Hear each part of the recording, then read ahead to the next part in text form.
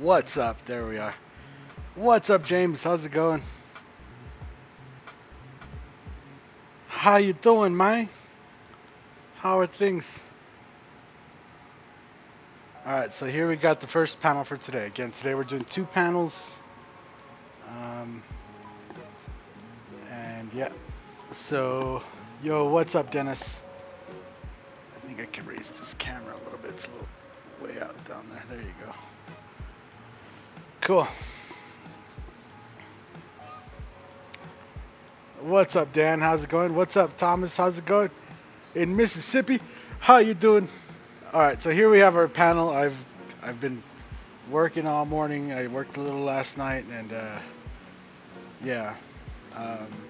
So first off, before I get started, I'll show you guys little additions I did to one of the panels from yesterday. So obviously we did the writing up at the top here, right? Gotta have some styles. And then at the bottom of this, I just felt like it looked a little too empty. So I added in the eyeball with the wings there at the bottom. And that's just kind of how that panel ended up. Not that I don't like the nice teardrop flames and stuff, but I felt like it just looked a little empty, yo. So I had to add that in. And then so first today we have this panel, and I've laid out some graphics. Nothing too complicated, but nice and just a nice and quick design. And I'm going to start off by just layering in some designs up in this areas here. And I think I'm going to do, I'm thinking just yellow, like yellow skulls all up in this, and then doing a black edge on some of this, right? So make it look like it's sunken in, as well as here. And then we're going to unmask it and do the second part. And yeah, we'll go from there. So I'm just going to load up some yellow here.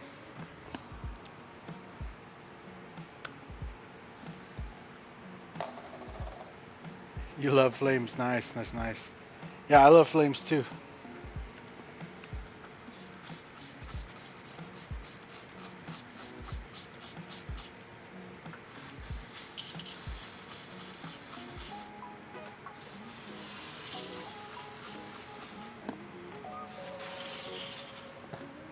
They came out really nice too, so the green with the yellow like that just looks killer.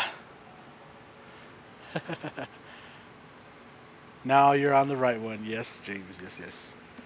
Alright, so this will be the last stream too. This is the reason, the title of the stream. So this will be the last stream for a while, probably a few weeks. I mean, obviously I might try to go live at the rendezvous at some point. But it'll be the last stream like this where I'm doing some work for a minute. Once I get back, like I said, I can edit some videos together, throw some nice stuff up. Obviously I'm going to have the videos, like whatever I shoot at Coast Airbrush, I'm going to have to make some videos from it.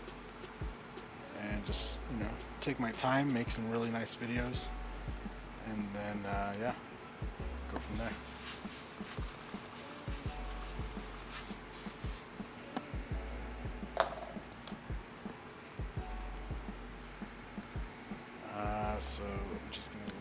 little bit of reducer in here.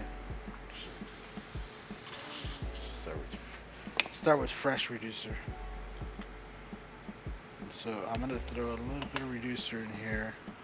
I'm gonna start with a little bit of the Hansa yellow, and I think I'm gonna tint it down just a little bit. Down.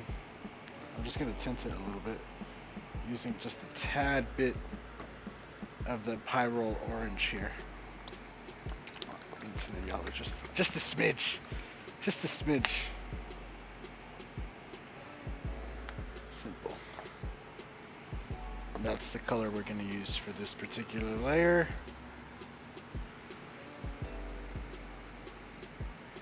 Once we shake it up.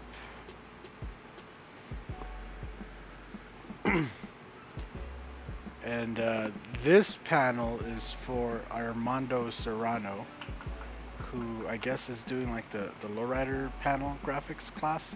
So that's why we did some lowrider panel graphics here. And then we're gonna kind of fill it in with artwork. We're gonna use some nice bright colors to make it kind of stand out. And then I kind of did a quick little caricature of his face here because he has a very particular style that he does. He rocks these glasses with a hat, and he has a very particular you know, like a beard mustache setup, and he has, you know, a nice round face, I guess. So his face looks pretty particular. His look is pretty particular, so.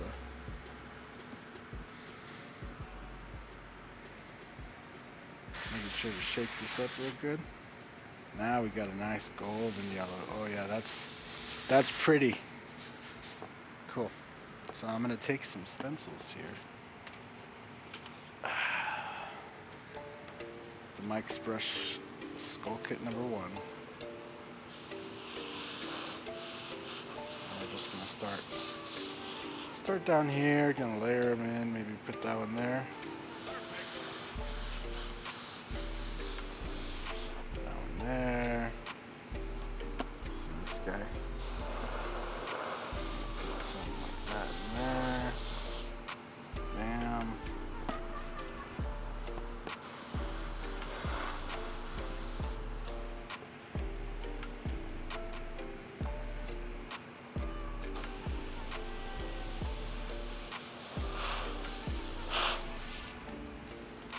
So I'm just building up the skulls right starting at the bottom, and just to make sure I kind of got a little taste of all of them around here, I'm just gonna kind of layer them in, going this way and that way, and we just use that nice yellow, golden yellow that we mixed up to do this so.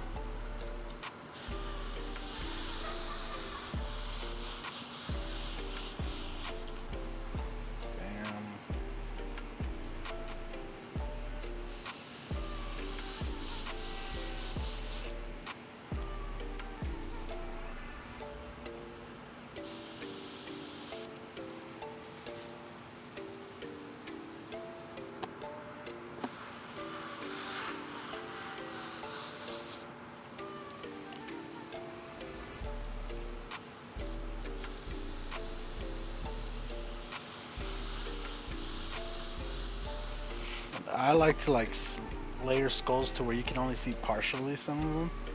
It just gives it a kind of like a different look, you know? But you're welcome to do however you want to do it.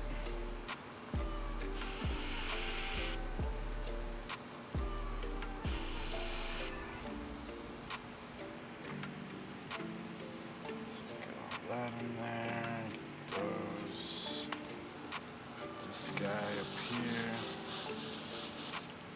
Bam. Now in these bits I'm just gonna lay yellow in because I am gonna go and lay a yellow fade around all of this, so I'm not gonna really focus too much on these little pinstripe areas. But up here, in this area up here, I definitely want to get some skulls in here.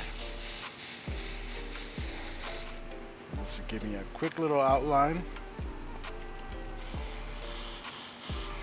Skull stencil #1 gives just a nice little clean area little outline of skulls so that you can just go in and start dropping in your favorite your patterns, your textures, any kind of definition in there.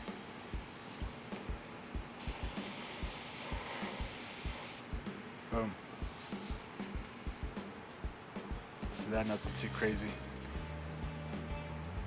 You love that stencil. Yeah, it makes it pretty quick. You see how quick I laid those out? Now all I got to do is come in here and just do a little bit of, freehand in there. But all the hard edges are kind of already laid out for me. I don't have to work at it,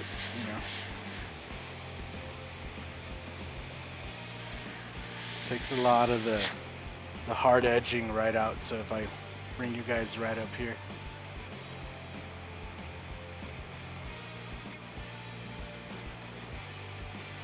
So now all I got to do is got that skull back there and just build in the little detail of the skull. Bring some shading, for the teeth, brow.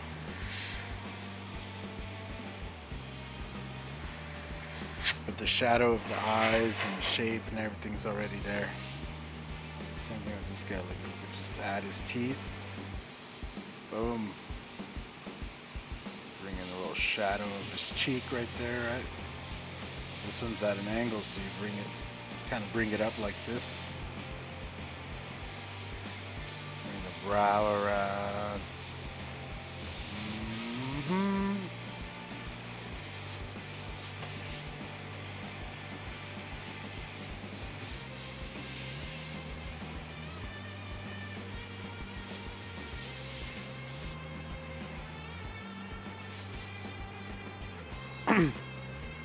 What's up, Simon Hiramahi? How's it going?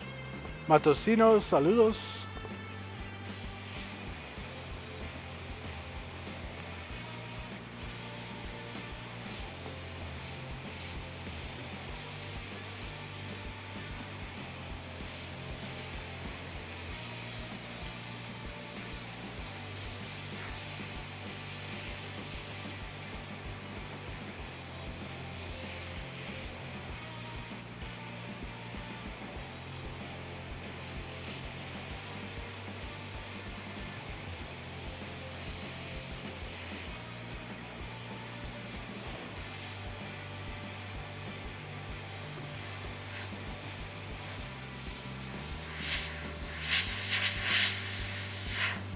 Boom, and then I'm just going to drop in a yellow fade right all the way around these.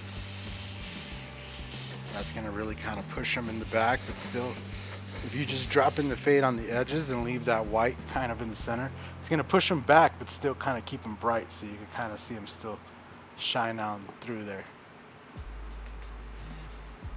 So now we need to work our way to the bottom here. What's up, Wicked Insanity? How's it going? Stuck for pain. Oh man.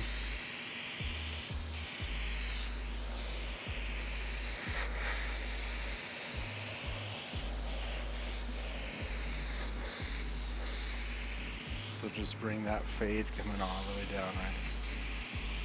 And I kind of want that line to be all the way full, so I'm just kind of filling it in. I'm just going to give it a couple quick passes. Then we're going to give it a second to dry while we, do some of this, and then we'll give it another pass to make sure that all the yellow is nice and even. So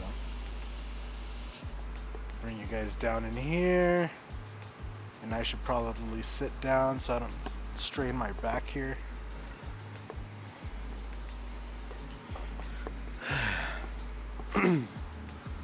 Say hello to Brazil. Hello, Brazil.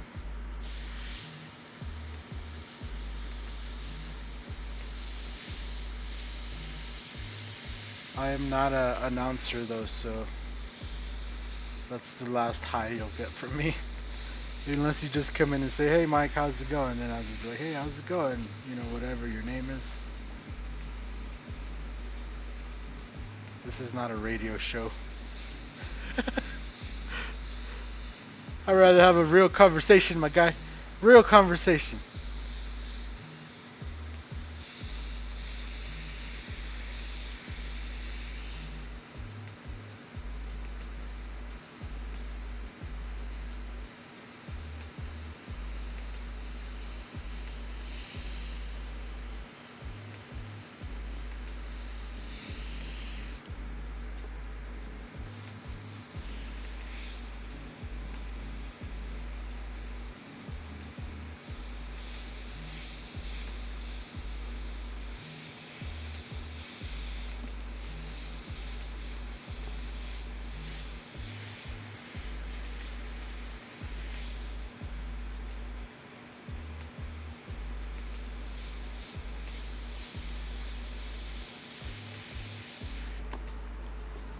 What's up, Tony? Tony Brewer, how's it going? Hey, Kim Folk. I hear you on pain. Even my doctors ignore my pain because they can't do anything about it. Yeah.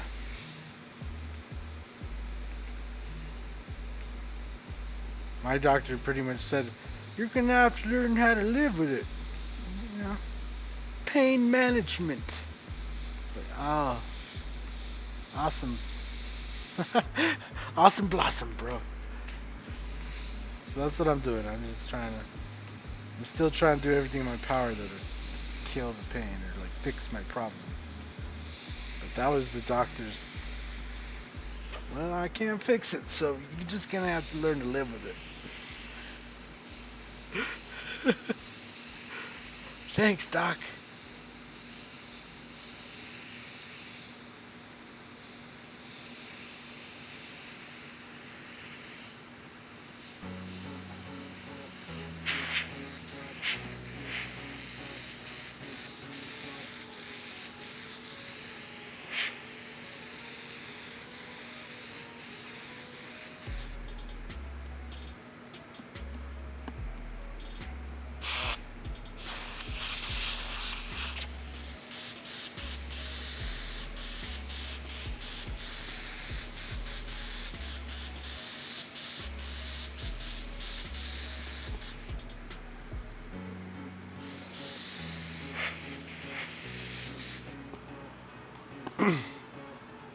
What's up, Bill Williams? How's it going? So you can Broncos them out for me. Yeah, sure, anytime. Just bring them in. If I stand too much, I gotta take care of you. Yep. Helped ex-wife trip in the bushes while sitting on the while I can't walk too good, but I helped. Yeah. Yeah, honestly, I'm glad I could walk. I'm glad I could stand. Not gonna say I'm not hurting if I do it for too long. You know, if I walk for too long, or if I just stand still for too long, even sitting for too long. I have to like stretch. And those of you that might be going to the rendezvous, you might see my wife 1 or 2 times have to help me stretch, because for sure I'm gonna be in pain, depending on how long we're sitting or standing at a time. But that's only if she's nearby too. Otherwise, I'm just gonna have to pop some ibuprofen and just, you know, just keep it internally to myself that I'm dying. Which is what I think everybody does. Nobody walks around going, ah, ah. But inside, know that if I've been standing for a few hours or a couple hours, and after that I'm gonna probably be like, ah!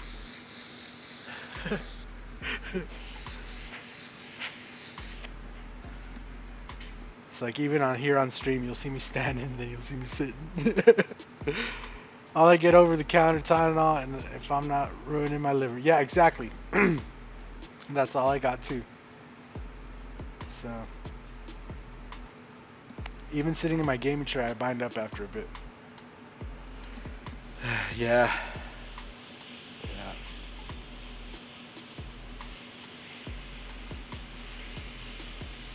I'm sure I'm not the only guy with a tense unit, like ready on standby. Gotta shock my back. Shock it.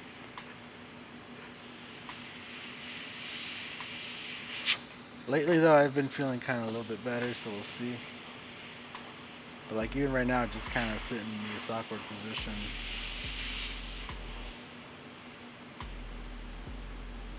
It's, you know, it's not hurting, but I can feel it. I can feel it. But now, I think I'll be okay. I'll live. That's all I care. I'll live, and I'm pretty sure I'm not gonna be the only one with health problems there. And everybody, some of them guys are older than me. They ain't gonna want to hear shit from the young guy. You know what I'm saying? So it'll be all right. I'll live. That's all I know is I'll live. I'll keep it inside. I'll keep it to myself. And yeah.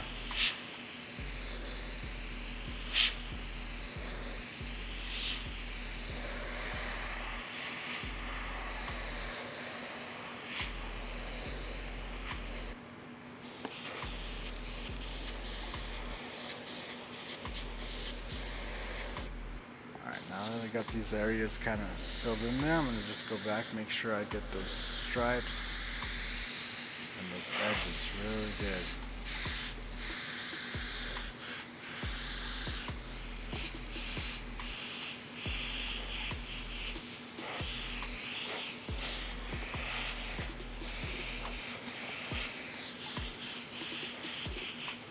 Bam.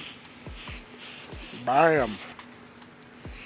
Nothing too crazy fancy, but still gets the point across. Get some cool skulls back there. Alright, now let's zoom you guys out.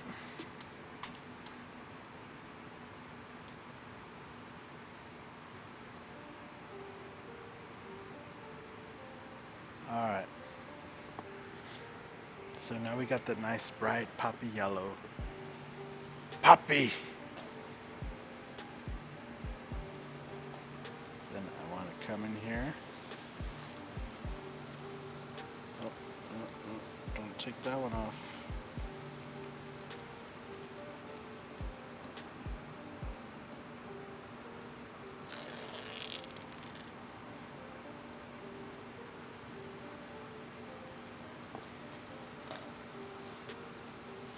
Okay, and then we're just gonna unmask this. If I can just unmask this inner area. Actually, I don't even want to do that yet. No, put it back. Put a tape back. I almost forgot. That was close. Okay. Pay attention.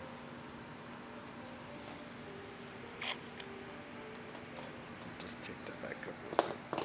Gotta add our black shading, our black shadow there. Almost forgot.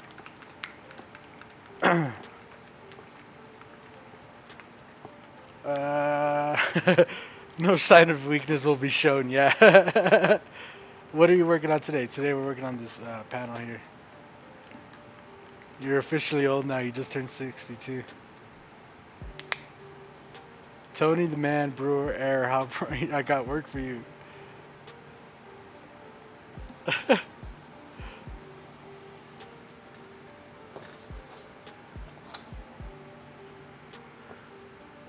Five-step stencils. Oh my gosh.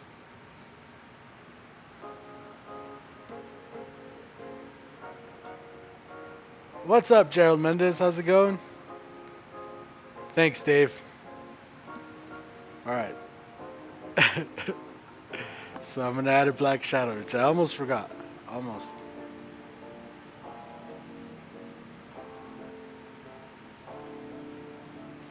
And I think I only want it around this and then around the edge of this. So we're gonna try to keep it nice and clean. Start off with this edge right here. Just go around nice and tight.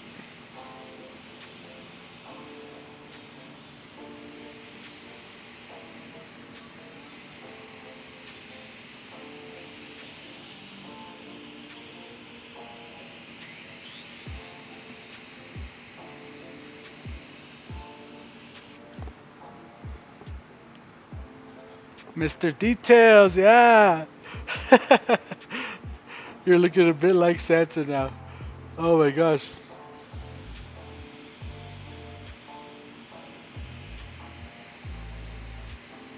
Just nice and clean. There. Then I'm gonna go on again, just the inside here. Try to angle. Sorry if I blocked the camera, but I gotta angle the airbrush going that way so I don't get overspray here.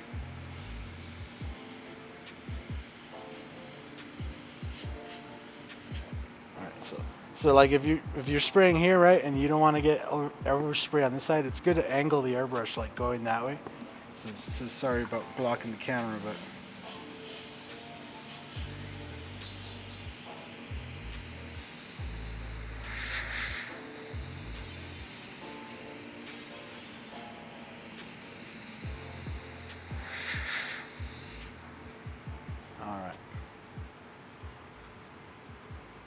I'm gonna 50. That's when you start feeling it, but I'm still doing what I love. Yep, that's how it goes.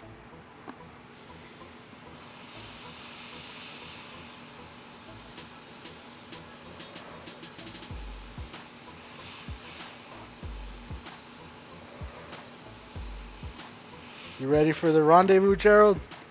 I'm ready. I'm almost ready. I just gotta um, clear and buff all the panels. So I have actually only like 6 panels to clear. Then those have to, I gotta put them under the light and the heater and stuff. But while those finish up drying, I gotta start buffing out all the other panels. And I'm gonna be ready.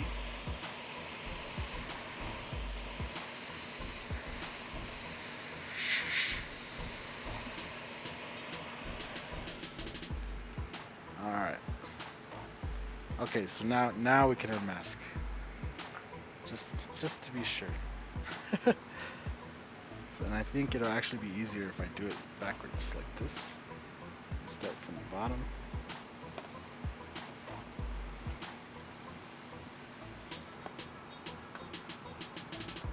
Do you have a pearl base or metal flake? No.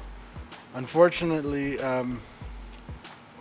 this is kind of one that it's like a last minute addition. So all I did was lay down some white sealer and then lay down some white base over that. And that's what the white is. I might put some flake though when I'm finished. I do have some of that clear flake. So I might put some of that just so that you can't really see it, but when it sparkles, it'll be there. Just to make it pop. For that pop.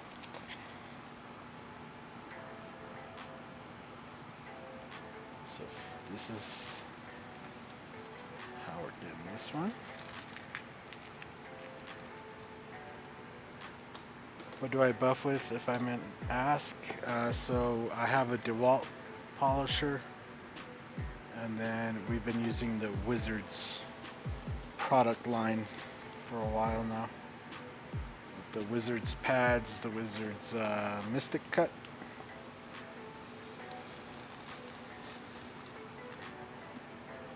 The whole Wizards system.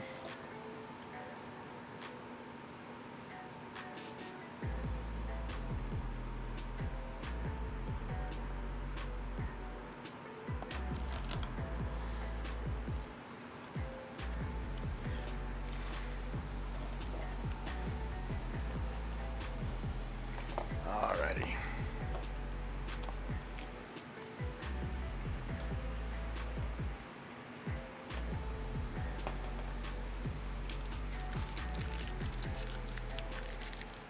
Mike, is that the 289 airbrush? Yeah, I think the one with the black in it is the 289. We use that for a lot of projects.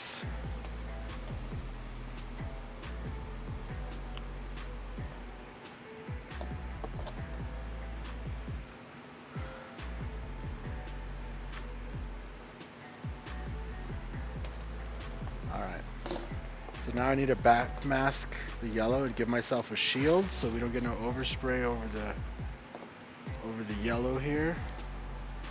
So I'm just gonna mask off this part here. Boom.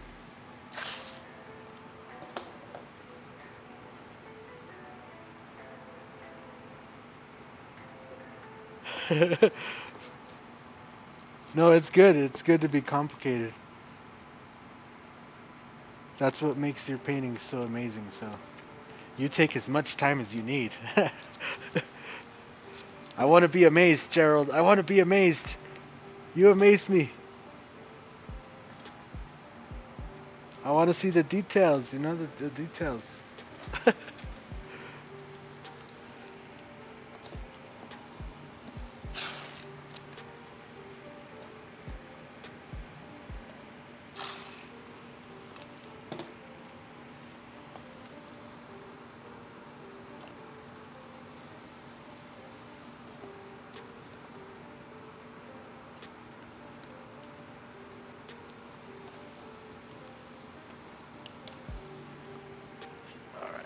I think I'm actually going to do this part backwards like this just so I can keep this tape kind of this way.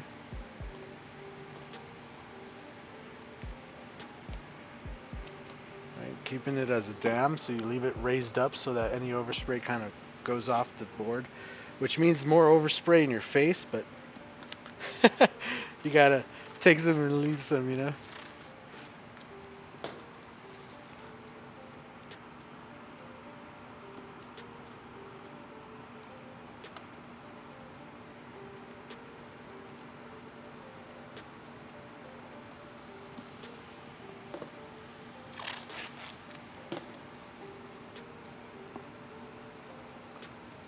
Now, I'm thinking like a vibrant pink or like the daylight blue in this area. Any opinions?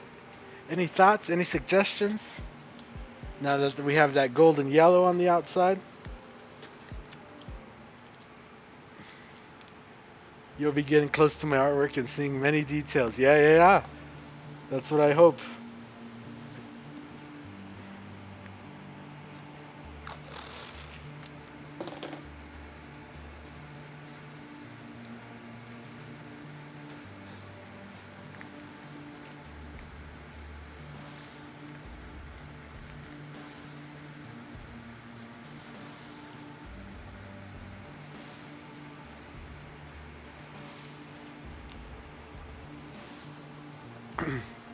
Blue for sure, yep.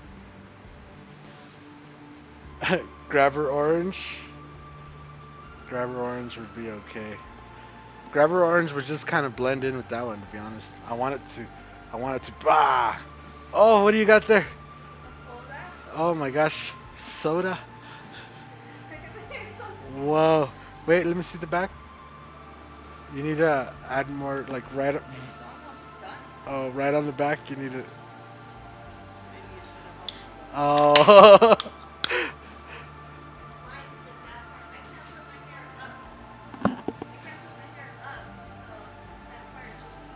Oh, okay. Okay. It's just a little spot right in the back, right in the middle, right in the center. Tequila yellow. But I already have yellow. I like my idea of the daylight blue. But I was also thinking green.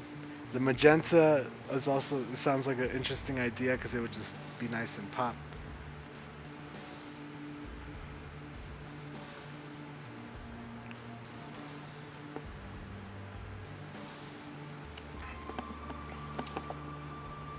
Purple and yellow go good together.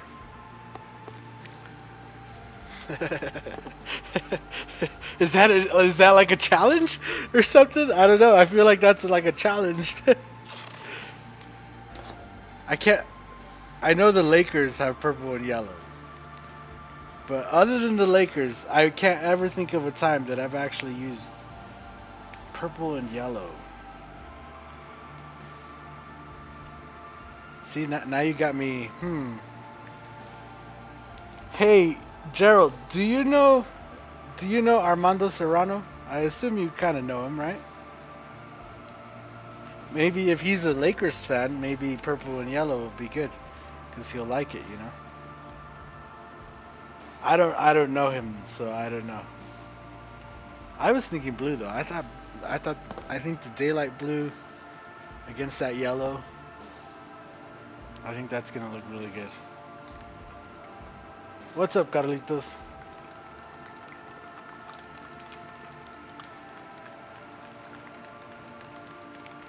I don't know. Now you guys got me thinking. I was also thinking of using some stencils in here.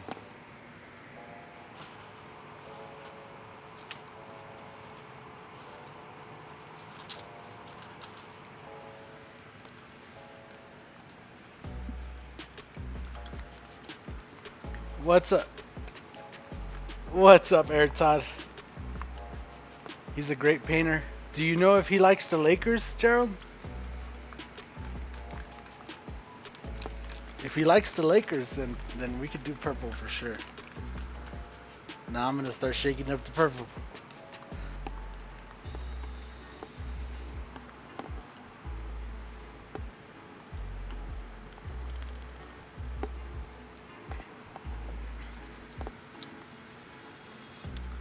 Soda's so bad. She only worked out with me for an hour this morning and then is now giving me a soda like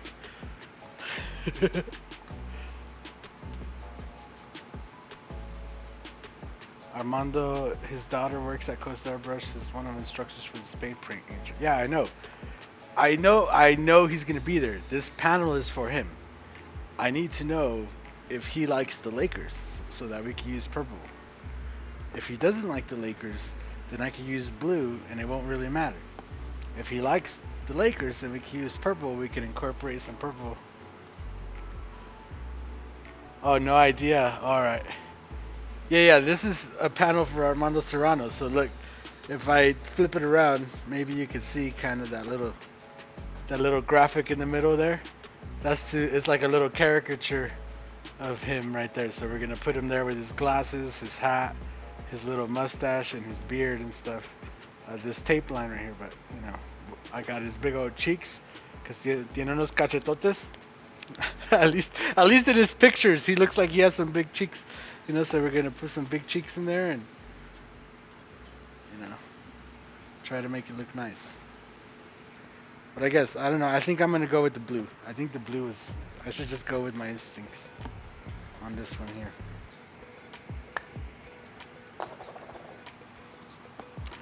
Let me call him and ask him. No, it's fine. That's too much. That's not necessary. I could just use blue, it's okay. I tried to add him on Facebook, but he didn't accept my friend request yet, so. He's like, who's this guy? I don't know this guy. Why is he friends with Jaime Rodriguez? I don't know.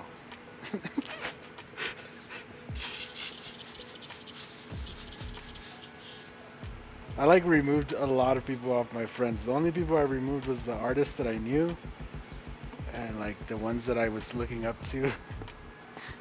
This is like 10, almost 11 years ago. When I first moved back, I removed everybody off my friends list and just left family and then opened up the business page.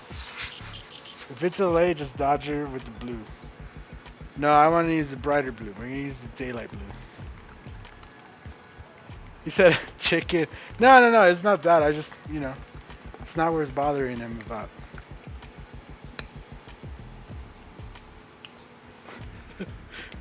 It's not that important, right?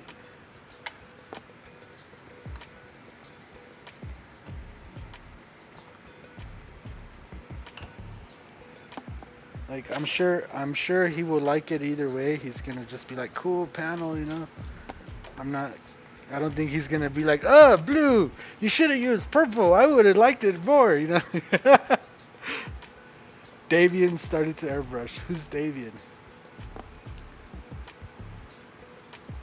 Go with blue. Blue violet is complementary color. Yeah.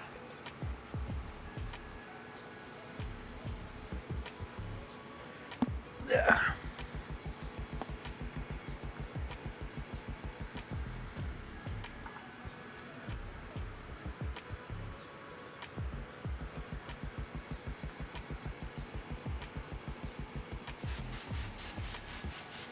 All right. So because these little areas here are kind of small, I have this little stencil right here, and I'm just gonna push it onto the tack cloth real quick, get the dust off of it. And it has all these kind of random shapes, right? This is one of the odd stencils I sell. And we're just gonna kind of start at the bottom here, and we're gonna kind of hit those in. Right, and we're gonna kind of have this pattern.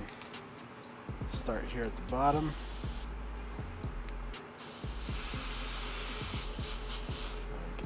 Start that there and work it up.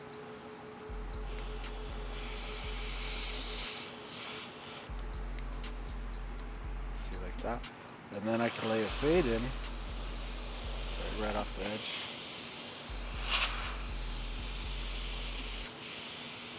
And that just gives us like a different effect. Kind of like there's like some cells or something kind of going on back there. Like when you look under a microscope.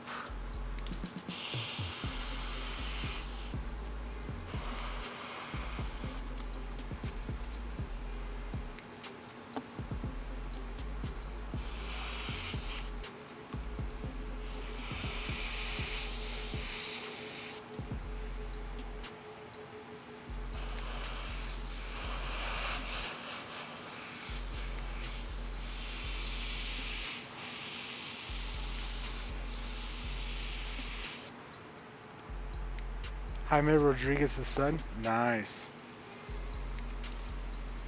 That's pretty cool.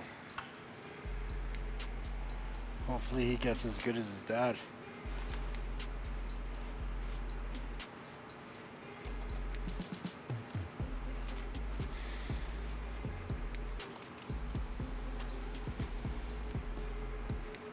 Well, I mean, I don't know. He shouldn't put the bar. He shouldn't put that kind of pressure on himself. It's actually the better way to go. Hopefully, he aspires to be good, as good as he can be. That's what I should do. 'Cause, yeah, putting that pressure of like your dad was this good. How come you're not that good? That can be rough. So never mind on that. I take it back.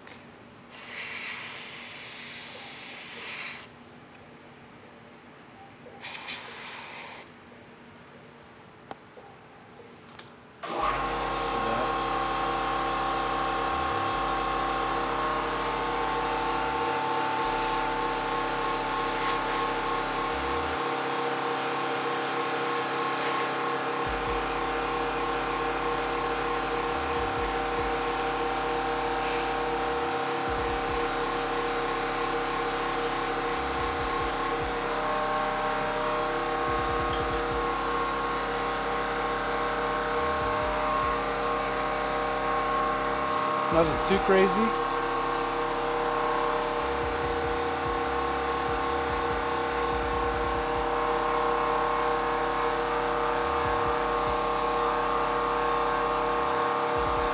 you sell a circle positive negative stencil kind of like the Arctic circle effects? No. No. I suggest you order the art tool circle effects. I purposely do not copy other people's stencil ideas, and you know, the stencils that I have are kind of, I tried to make them to what I needed and what wasn't available. Right? So I have a variety of stencils, but yeah, if you see a stencil you know, that you like from another company, more than likely I'll just tell you to order it.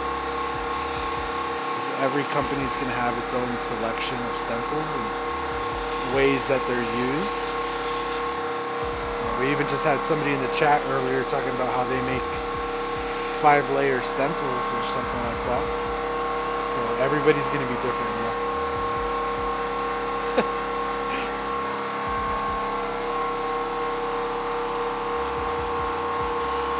But yeah, I purposely don't try to I don't try to step on nobody's toes like that. If they already sell a stencil that's kind of serving a certain purpose, I don't go out and try to, you know, out of my way to copy it. So I try to have my own ideas.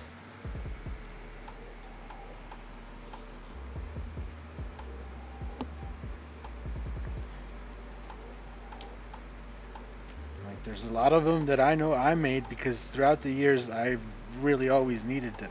Like the bricks kit. Oh my god, how many times did I paint bricks on shirts and it takes so long, or having to show up somewhere and then they order for like, you know, you get to a bar mitzvah and then, you know, it's like a 90s party or something and everybody wants a bricks thing, so you end up deciding to cut a bricks stencil and then you have to sit there and measure and everything. So yeah.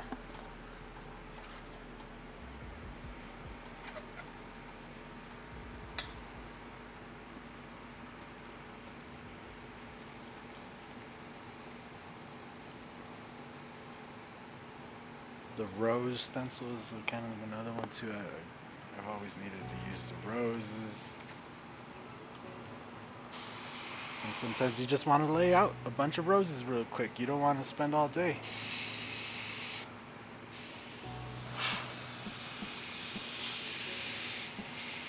Then there's like these kinds, right, where it's more like a texture or an effect.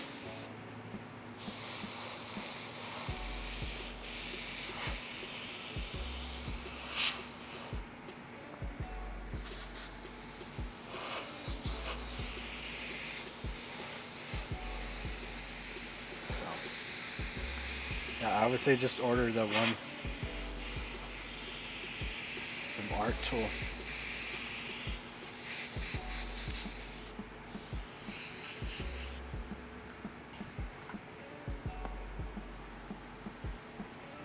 Cool.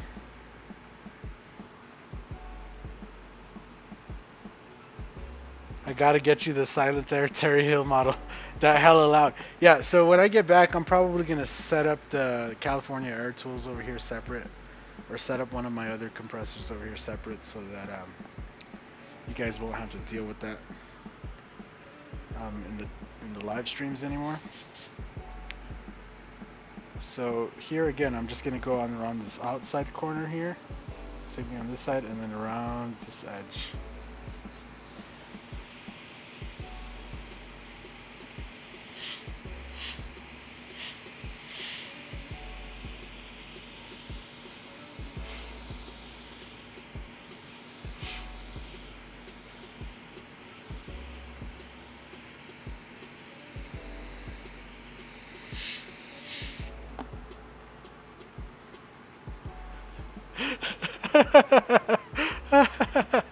He says he's not a basketball fan at all. All right, good. So it won't matter. We did blue and yellow, and that was the right choice.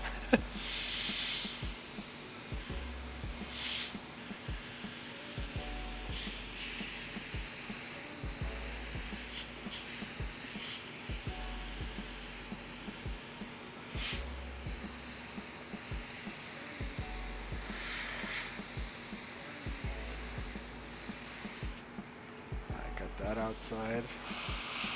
Same thing on this side.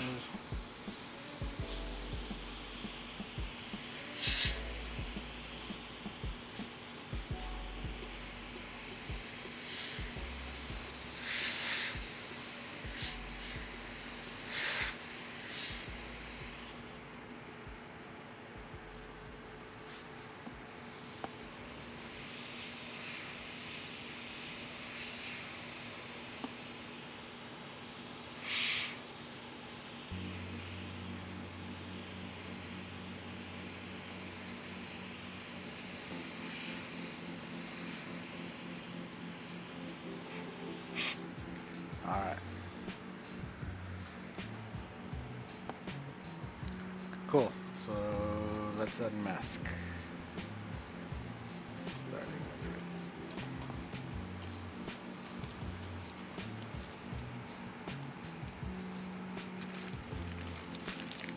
cool. That one off.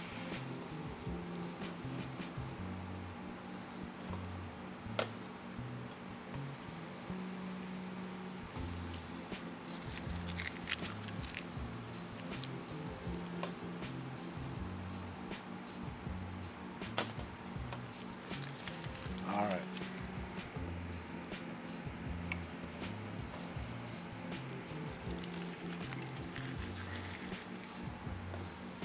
Now I have these two spikes right here. I have this spike and this spike. And then I have these spikes up here. Bam.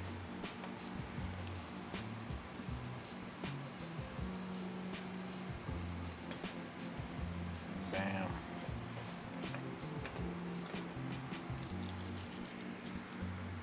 So all I'm gonna do is again take some tape. I should have just used that same tape I took off. Eh.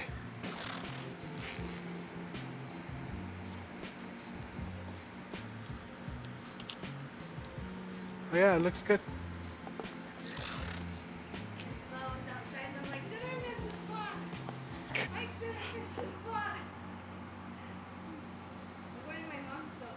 Okay. I didn't want to go. Okay. I think Isabel got her thing in the mail today. Huh? I think Isabel got her thing in the mail today. Oh. Mm-hmm. Have fun.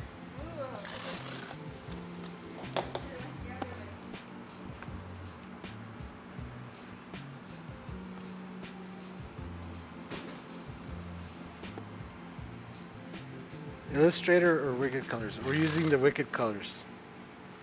I'm still hooked on the Wicked Colors ever since they came out with the new opaques. I just haven't been able to stop using them. And I need tape.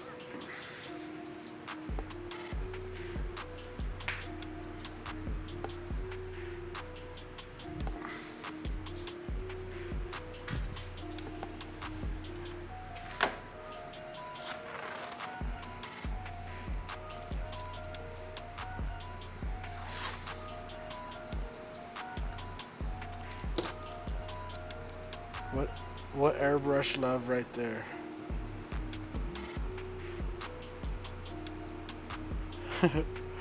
How many airbrush do you have in your collection? Oh yeah. Gerald, I seen your video of your collection of airbrushes. That is just look, oh wow. I just wow. Why did I pick that one up?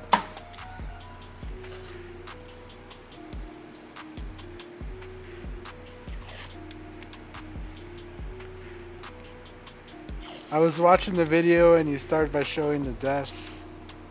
You know, todas las muertes. Y luego de repente, aerógrafos al máximo.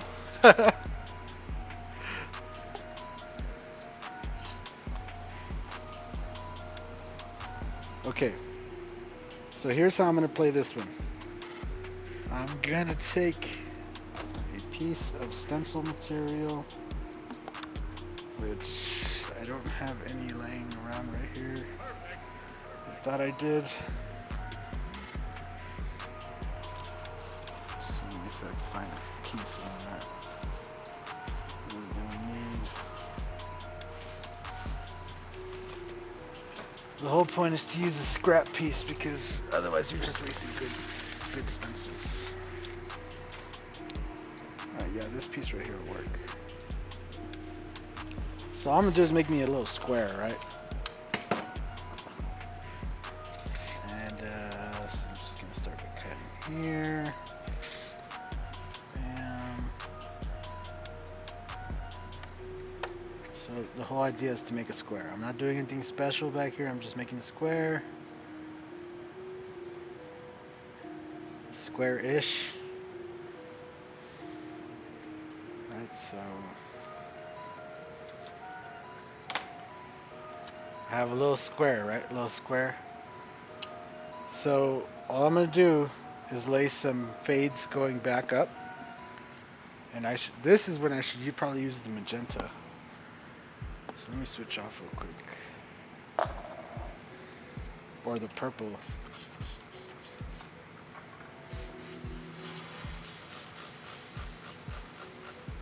I actually think either one would work really good here. Yeah, I'm gonna go with purple. Or should I do the sunset? Sunset magenta. Ooh. Color decisions, man.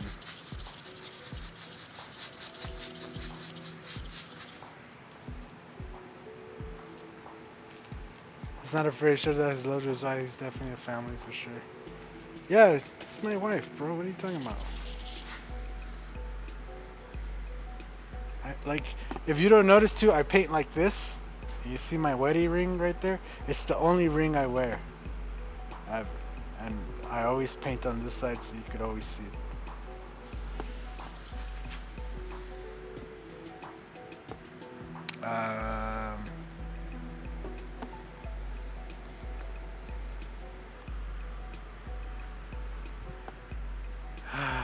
Where's my sunset magenta? I feel like the sunset magenta will just pop a little more than the purple will. This is not it. That's not it. That's ultraviolet.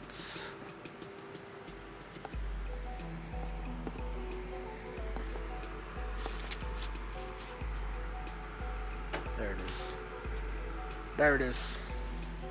And there's just a little bit left. So I don't even have to mix anything up.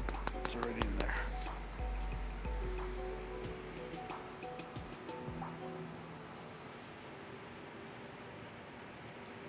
Just a little bit of Stencil Magenta. Boom.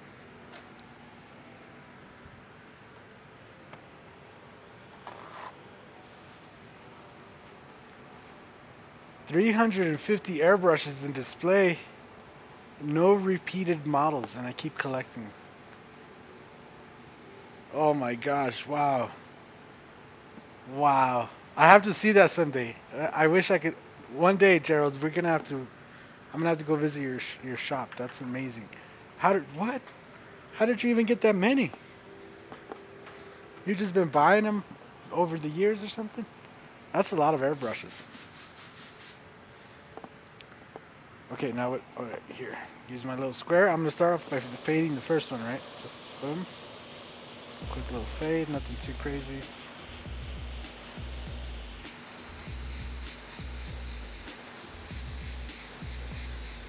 Now, quick little tip for keeping all these spaced evenly, right, is we're just going to use it from edge to edge. And so we'll start the next fade at the edge of that, boom. And then I'll flip it over. And as I spray, it's going to kind of dry off that other side. And then boom. And then flip it over again. Boom. And each time I'm just lining it up at the bottom, and that way all of these will be evenly spaced. Right. Line up the next one, flip it over, line it up, boom, flip it over, boom, flip it over again. You can even kind of work your way around the little stencil material here.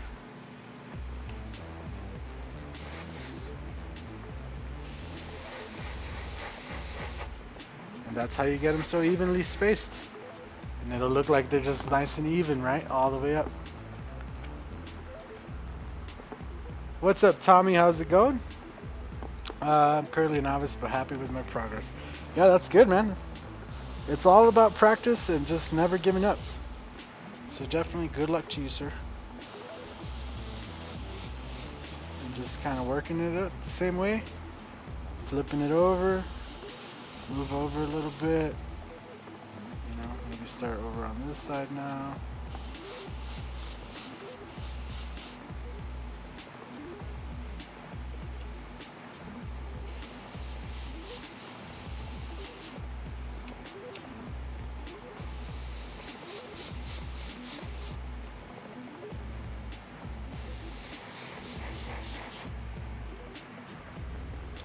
Back over here, this one. There you go. Now I kind of do want to beat the white all the way in, so I'm just going to slightly fade over what we already painted, just because I don't want any of that white to actually be white.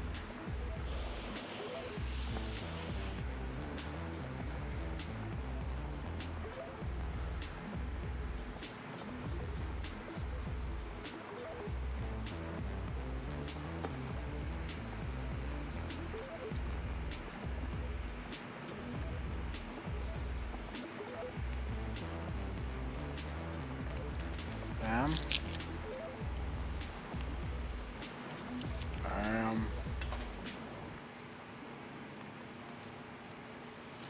Boom. Pim pam pum y ya quedó, mira. Mira nomás qué rápido.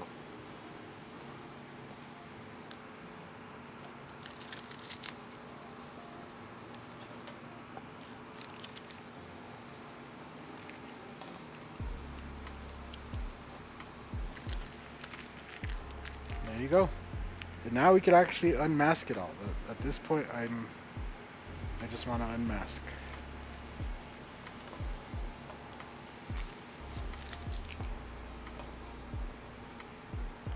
We're gonna have all these nice little white pinstripes all around.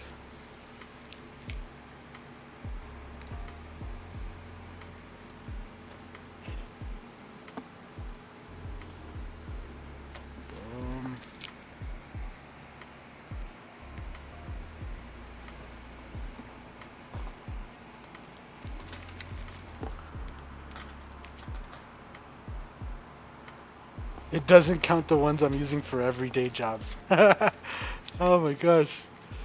That's a lot of airbrushes.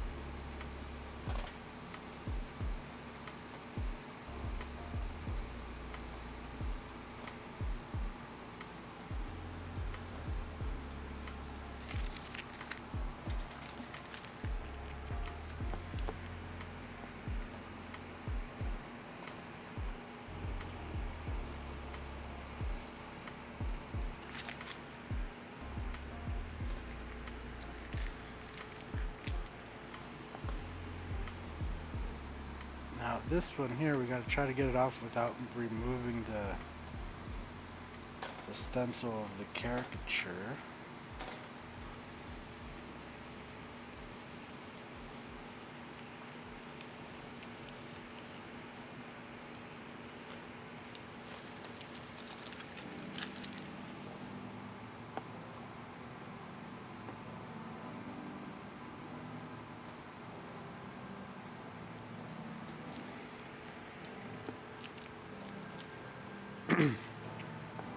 What's up, Raymond? How's it going? This panel is for Armando Serrano, which we're about to get started on his caricature of his face here. So the camera's not doing actually a really good. There you go. If I zoom it in, it does a better job of capturing the colors. But it looks, for some reason, it looks way darker on the camera than it does in person. If I show it to this, see if I show it to this one, it looks a little bit different. I don't know, does it? I don't know. Maybe not. I don't know. But it looks definitely a lot darker than it looks in person. But anyway, we got our nice little panel, our nice little graphics layout here. I'm going to start off by doing a nice little black shadow around the edge of our caricature here, which will kind of just set them into place. Just a soft shadow.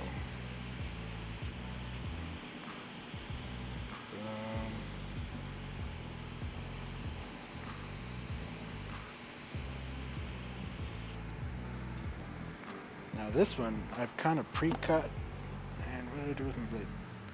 There's my blade. I'm gonna start here. Bam. And then I'm also gonna remove his glasses here. Boom. And we're gonna kind of set these over to the side here, because I might need them. And then also gonna remove his beard.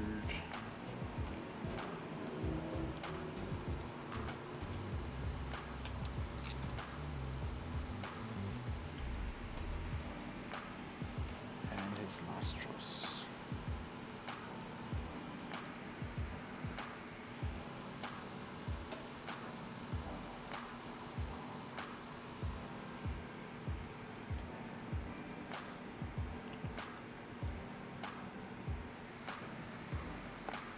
Boom. Then we're just gonna come in with the black.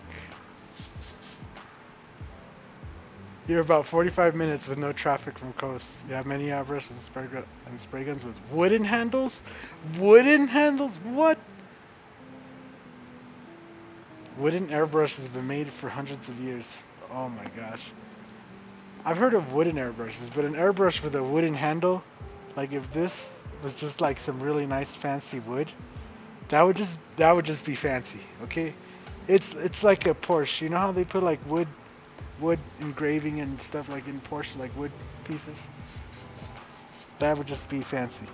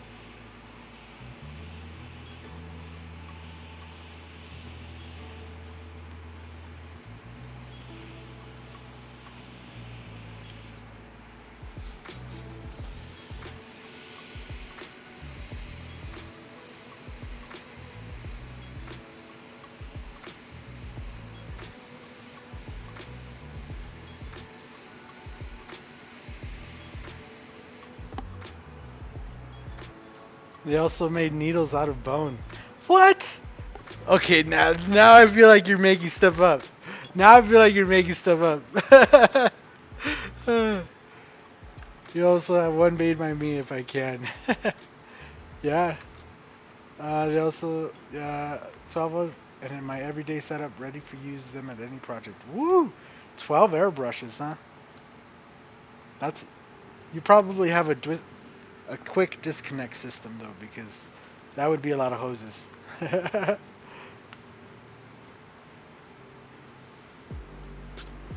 Right on, Raymond. Thank you, thank you. In 2013, huh, with Greg Fraser. That's awesome.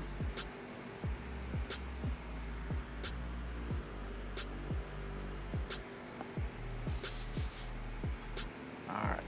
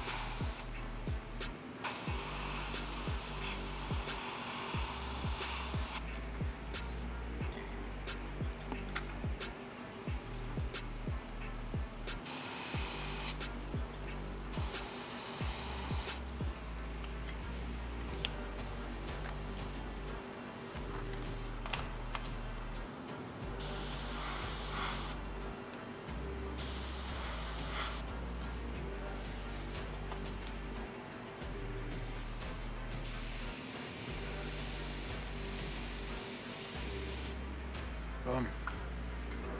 Boom.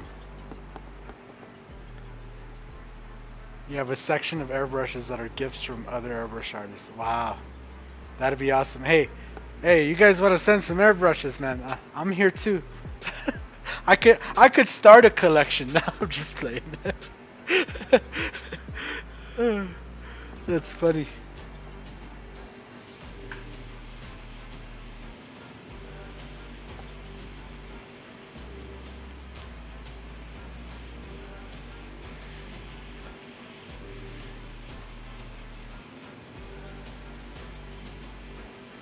Alright, and then I'm doing just kind of loose real quick, because I'm not gonna actually cover this back. I'm gonna leave it like that. There are certain parts I'm gonna cover back up, like the glasses. But this particular area is not gonna get covered again, so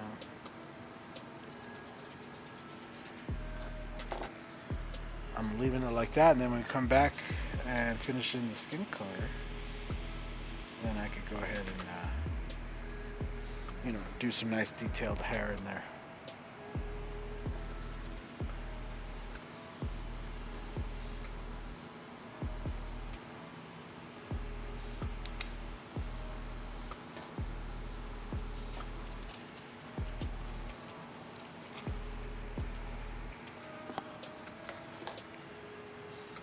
Next, he would tell us to make airbrushes out of dried fish nuts.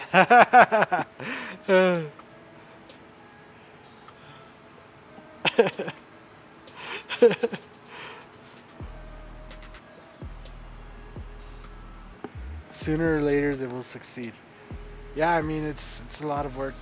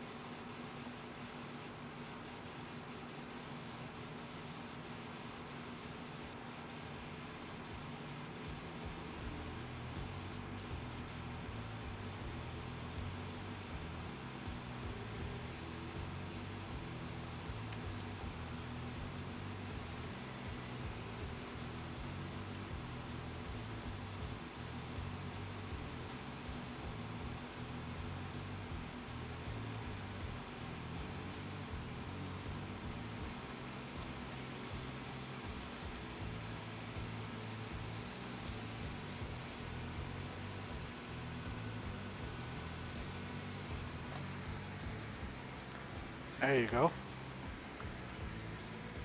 Alright, so now that these glasses has had a second to dry up, we're going to go ahead and take these glasses and put them back in their place.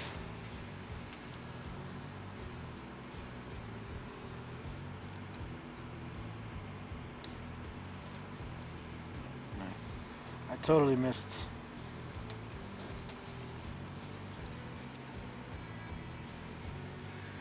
So I can see. There you go.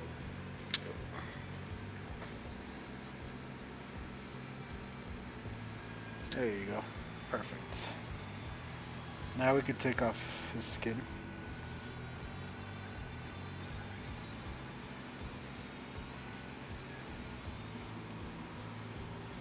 Oh, look, his ear on the other side came off. Oh, it's alright. Fix that.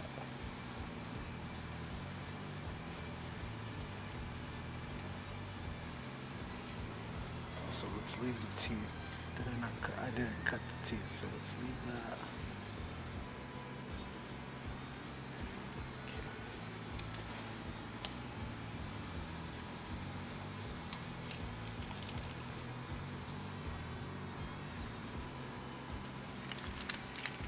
Okay. Go.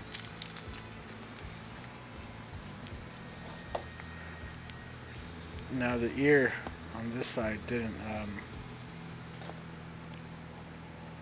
get saved when I was peeling, but I could see the mark of it there, so I'm just gonna kind of mask it in real quick.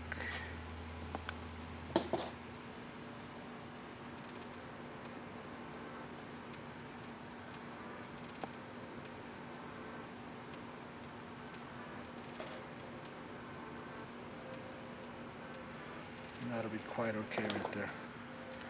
Cool. So again, just gonna start with some universal flush tone, just to make it easy on myself.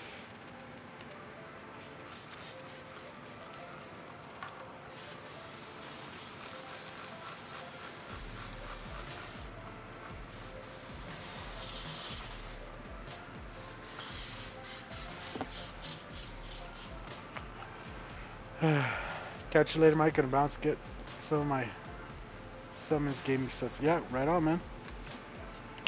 Have a good day, Pablo. Thanks for stopping in. Right on, James. Thank you, thank you.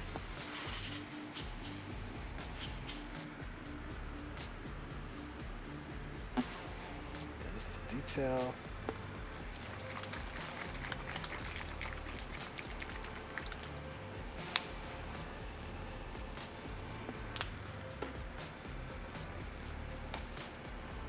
This up real quick and shake it up.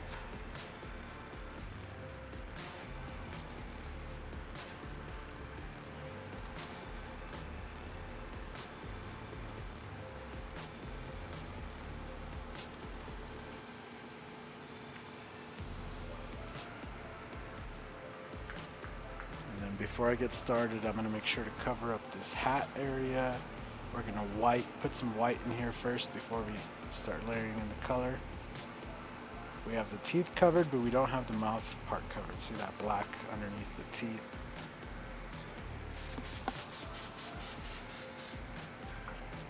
So give that flush tone a second to kind of mix up. In here with a little bit of white and just fit that in. Not too crazy.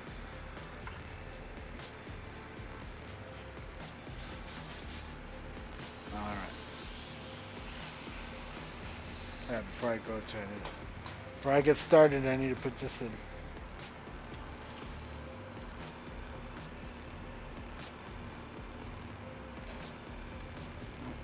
Nope.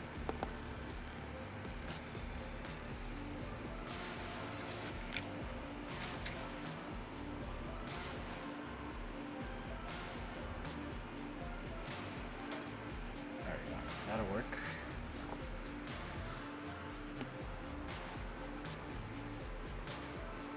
Is a mouth blower made from Russia. It has the imperial seal engraved with an 1863 date in it.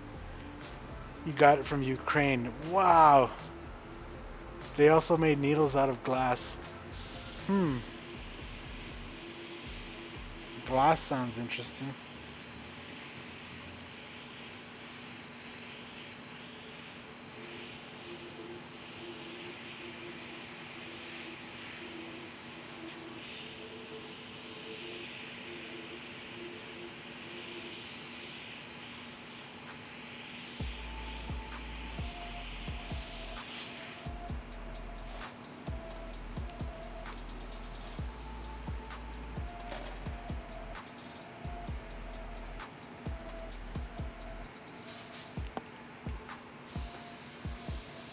Now I need to just, when I'm done with this, I need to tape it back and add that black shadow around it. Not to fret. So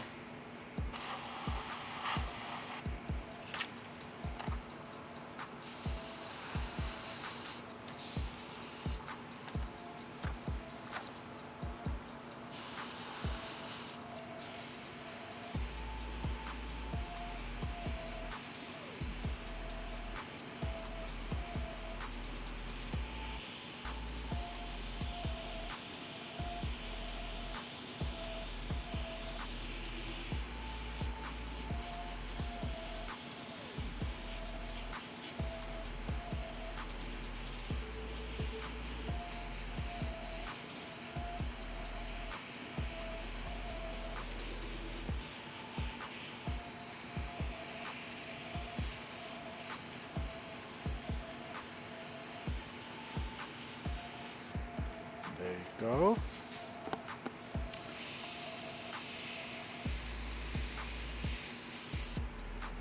Now we throw in some of the detail flesh tone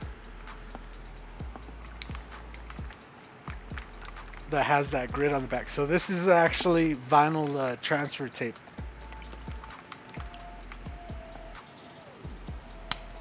And yeah, for like sign painters, they sell some that has the grid on the back.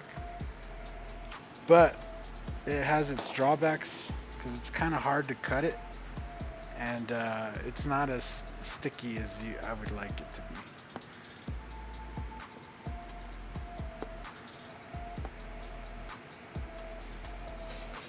But it works okay.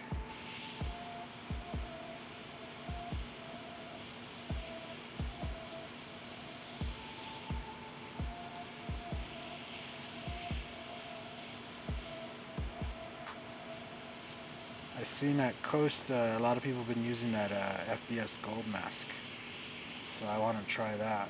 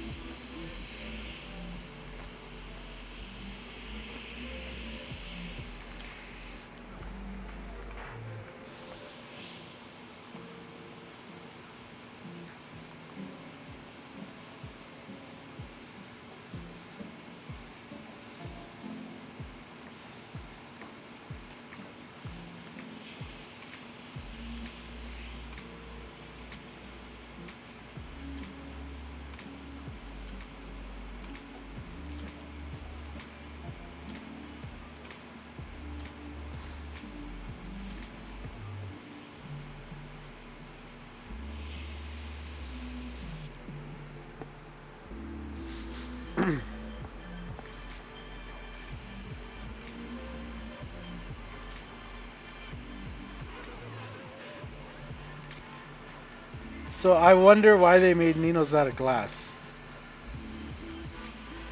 glass is not an easy material to work, for one. And it's not very durable, too. Especially when it's very thin like that.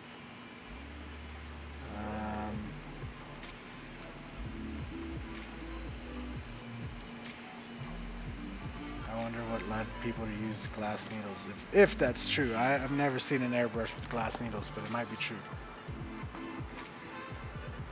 Used to protect the covers of school books. I don't know, I guess.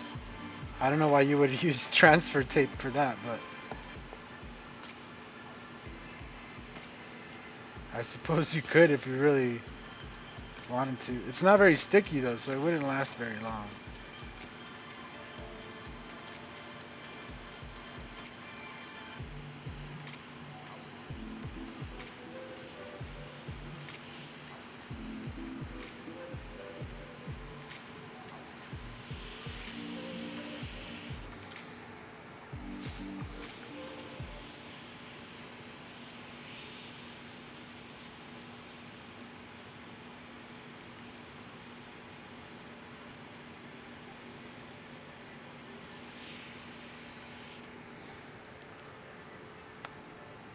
Are you using Eclipse? Yeah, this is an Iwata Eclipse.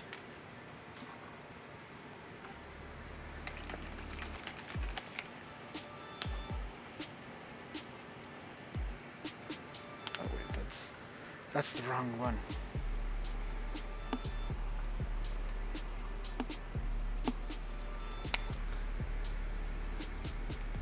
Just need a tad bit of this.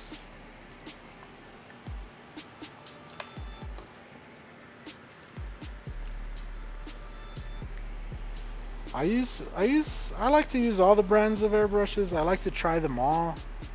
I like to compare. I just like to see, you know, how each company likes to take their product, which direction they push it, you know, because every company kind of goes a different way of what they're doing. So I don't know. I find it interesting.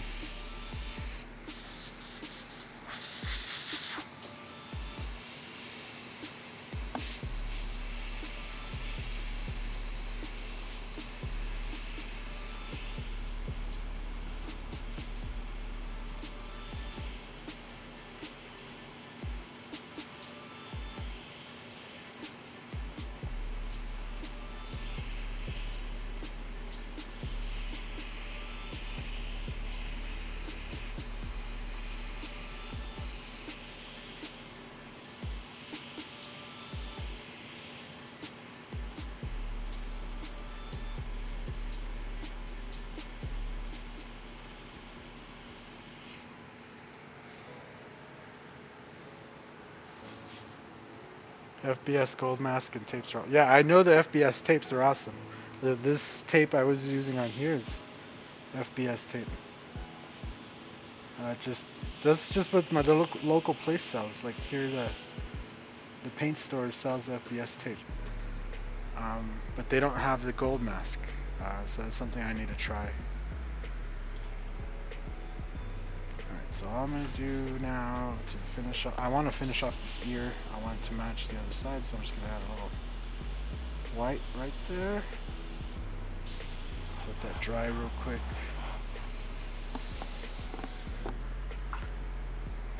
Mask it. Gonna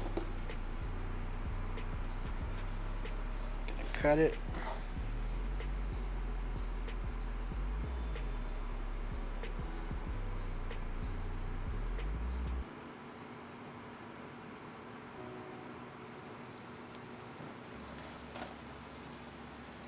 Just going to give it the black shadow that it needs.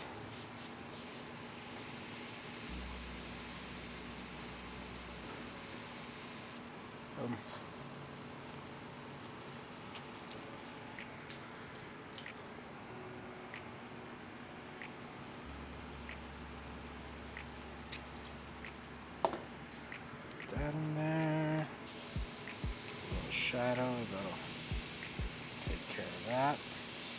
Blend it in. Boom. A little right here.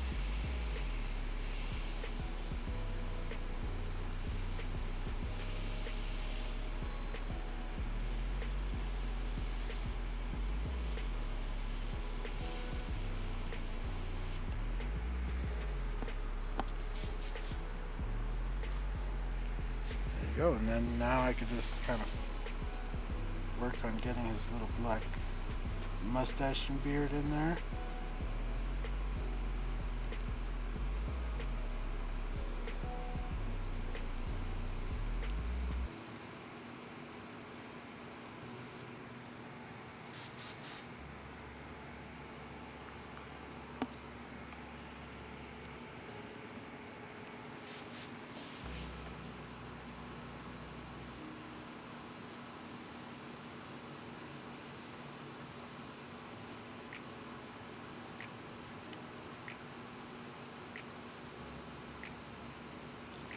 And today, Gerald, since you messaged Armando, I hope you know today is his birthday.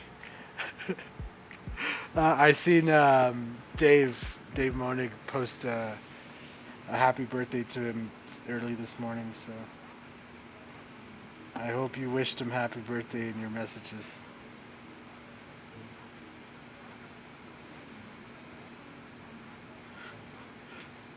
That's also why I didn't want to bother him. It's like, it's his birthday, this is not that important, it's okay. He doesn't really know who I am, it doesn't really matter.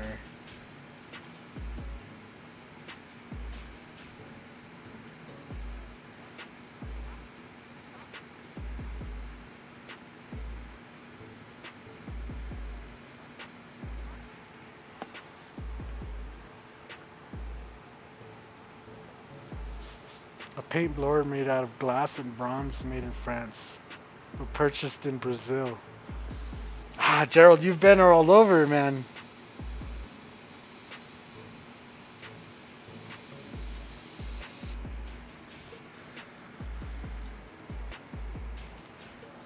That's amazing.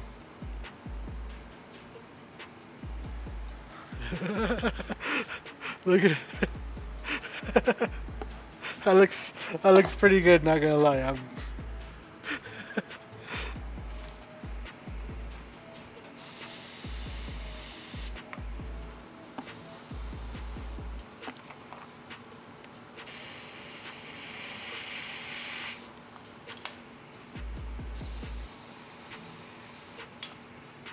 There you go. There you go.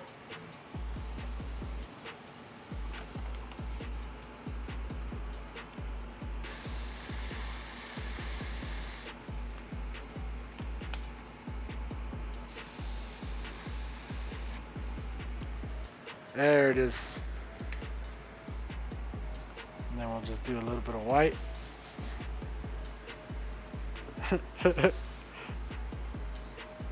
Glass needles, yeah, problematic for sure.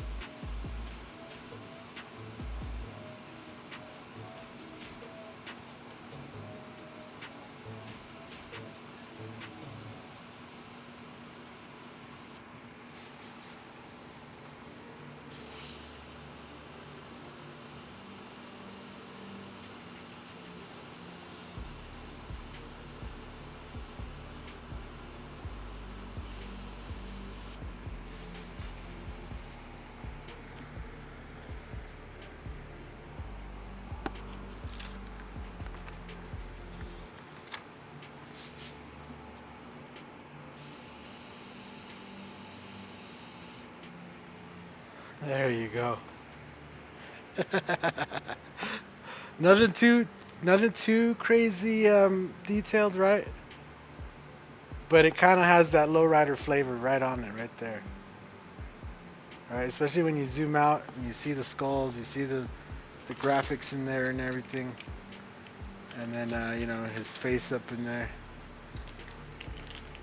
I think that looks pretty good. One thing I think I need to do real quick is just clean this up.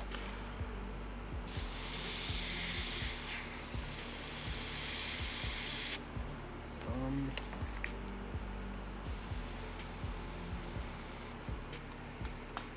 you go.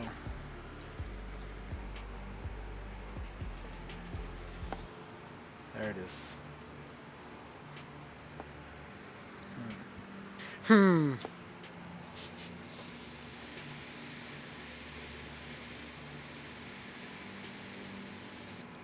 There it is.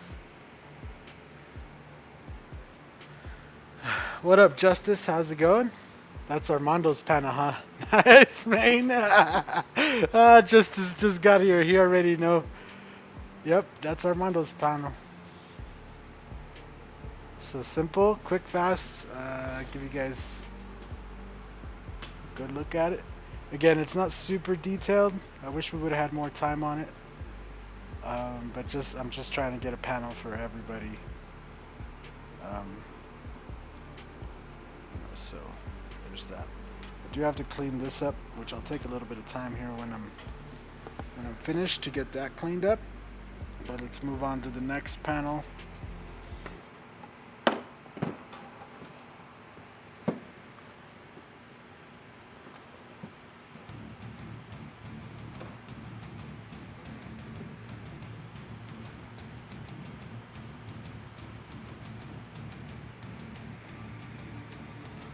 Okay, now this panel won't require any masking, but I did make a stencil for it.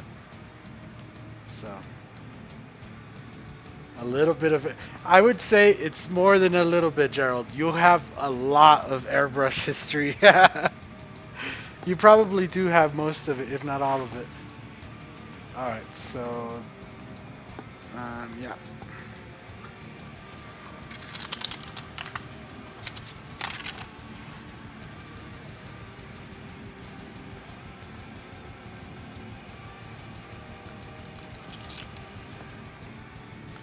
Okay, so this stencil here, I'm gonna make sure all these pieces are loose first.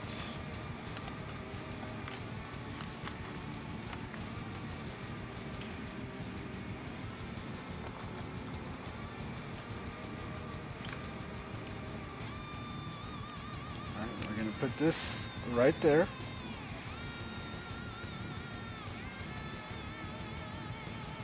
And I just need to tack it down. Can use the big one. Boom. And the ones I really want to keep in place are these ones. So we'll put this one right here. And then we'll put some magnets on it.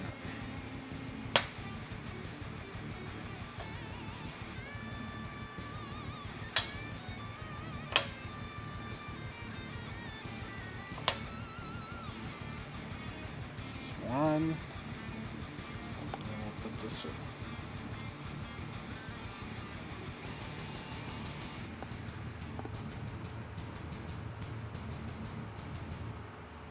Parecía que los gráficos sin hielo le formaron un babero.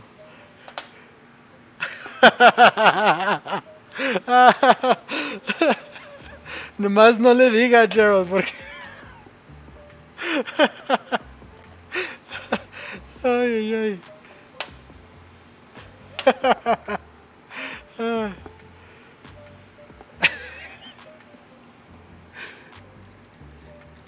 Alright, where'd that last little piece go?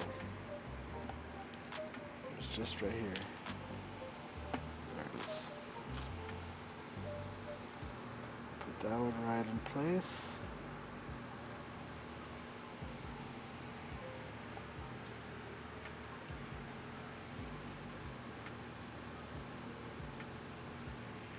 Cool. So we got those in place. And yeah. So now we can take off the big magnet. I can just peel this one off of there, hopefully.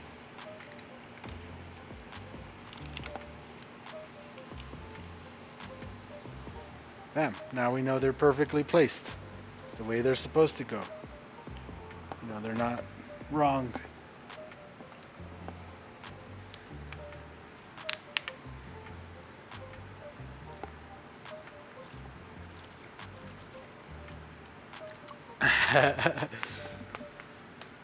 So cuando ustedes vengan, vamos a tener que ir a California. O sea, no llegar aquí a Denver ni aquí en Colorado. Lleguen a California, yo me voy a California también. Y ahí nos vemos en el estudio de Gerald. Vamos por Pollo Loco primero y luego lo llevamos ahí al estudio de Gerald. Y le llegamos con lonche. Para que cuando nos vea diga, oh my goodness, me trajeron comida. Tan siquiera llegaron con comida. Alright, I need to sit down for a sec. Now I need to just find a picture of a kiwi real quick.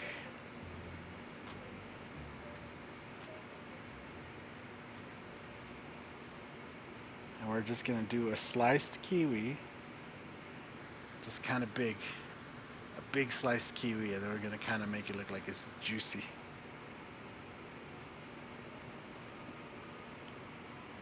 That looks like a good one.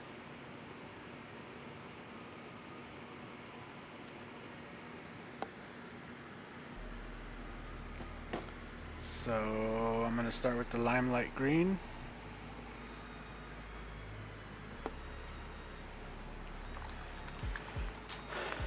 What's up, Rod's Custom Detailing? So this is just weld steel. You could get it pretty much anywhere. Even Lowe's, Home Depot will have some. Usually the best place to get it though is like find your local metal supply place. So they usually will sell like fence posts, or they'll have like lots of different types of sheet metal and stuff like that. And then you could just go in there and do your cuts. And if you're lucky, they might have some scraps that they'll let you buy. You know, just stuff that other people leave behind. So yeah.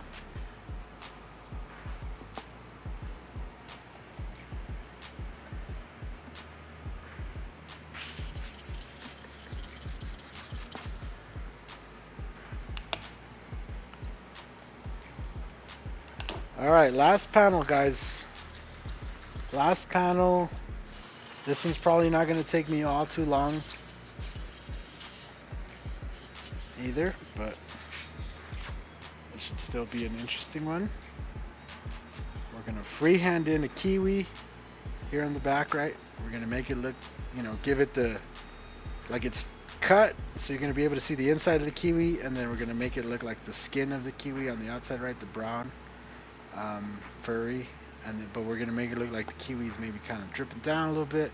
Then we'll mask that up, and we'll kind of give it a final color in the background. But we're gonna try to leave these islands white. So yeah, start with a little bit of limelight green here, a little bit of reducer.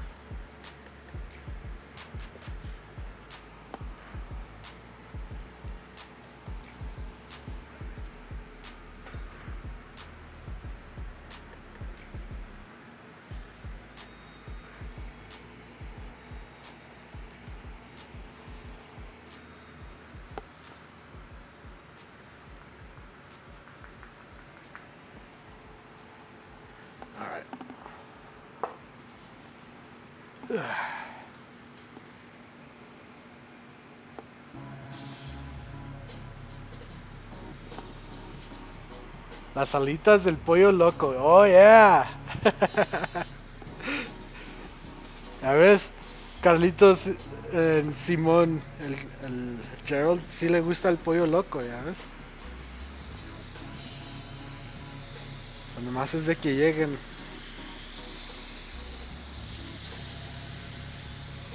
Alright, that's good shape right there.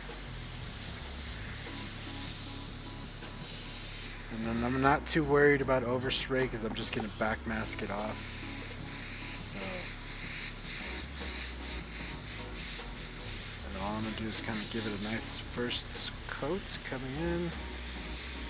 Then we'll tint our green. And start building it with some color detail here.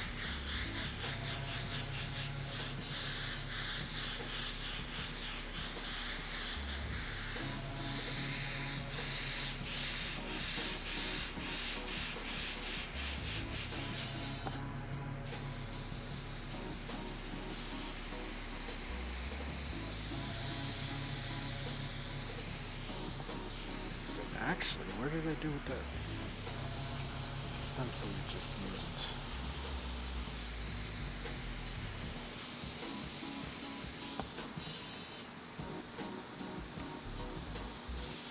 Bring the pollo loco and beer to my studio. Yeah, yeah, there you go.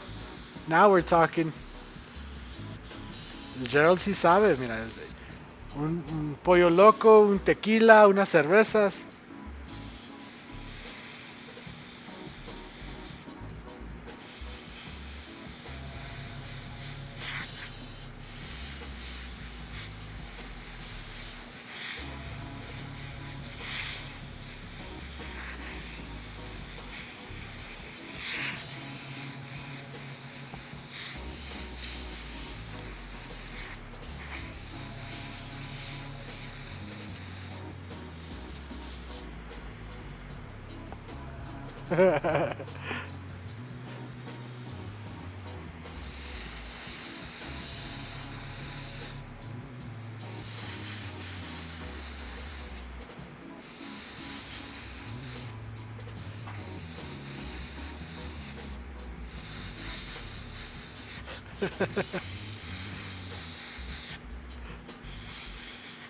¿Qué dice Gerald? Ustedes traigan el pollo loco y la tequila y yo pongo la pintura. ¿Qué? Cáigale, cáigale.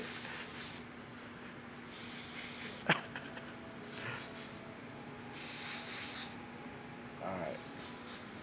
So we're just kind of going to build up the texture of the kiwi when it's cut. So it has kind of a creamy center here, but it has strands coming out, and then it has this texture. And yeah, so I'm going to tint my green a little bit. So the limelight green, and then there is the, where's the other green? Here it is. The phthalo green. So you just use a smidge of phthalo green to tint your limelight green, and you get yourself a really nice green.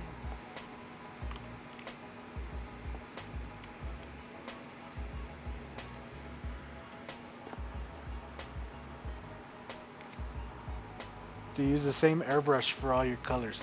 No, not for all of them. Like I said, I only have 4 airbrushes set up. So usually I'll have one that I'm using kind of for the colors that I'm working on. If I'm gonna be just using like a little bit at a time, like the Eclipse I like, and the Eclipse and the Revolution I like using for the colors a lot because when it makes it easy to switch colors. And then I have the Air Cobra for the white, and then the 289 for the black. So I have a white and black, and then I have the ones I use for colors, and I just swap them in and out depending on which one I feel like. Just don't know what I did. Oh, there it is.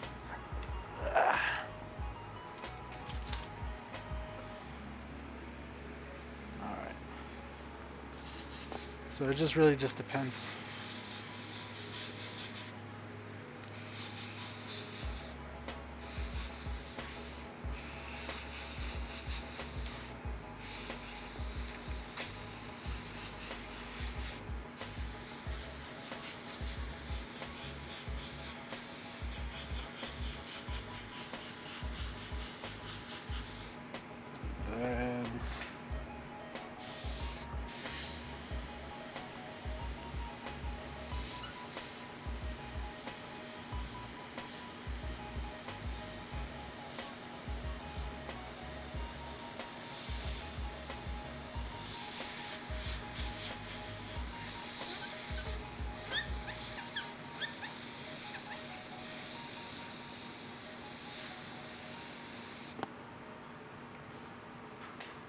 You can't figure out what it's supposed to be. Okay. I only said it a few times, but it's these. This is the country of New Zealand, or the islands of New Zealand, and then we're painting a kiwi behind it, I guess, because the islands will be in front of it, so we're building a kiwi behind it. That's what we're doing right now.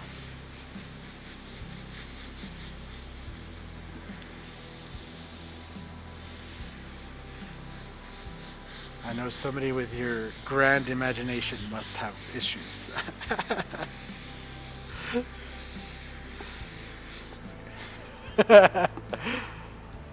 Y botana, sí, también la botana tiene que llegar. Unas chilindrinas y así, a ver qué llega, a ver qué llega.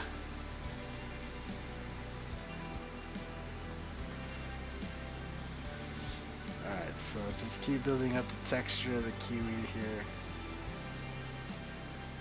Because I mean, you could just put green, put the black dots and put the center and call it a kiwi, but that's not a very good kiwi. We're making a nice kiwi. We're gonna give it all the attention a kiwi deserves.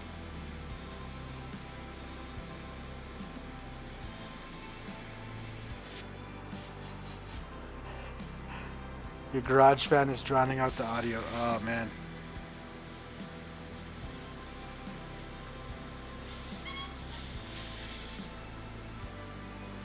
I feel you. I have a compressor that sometimes kills all the audio. I can't even hear my headphones.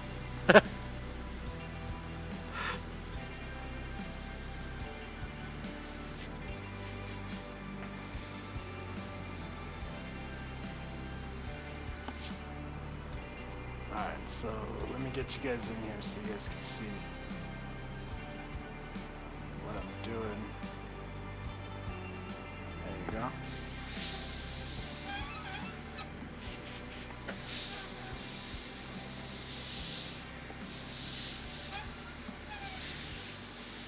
So Gerald, el Hiramagi y el Carlitos son de Italia. Y no sé por qué, pero tienen aspiraciones muy grandes de llegar aquí a los Estados Unidos. Y lo primero que quieren comer es pollo loco.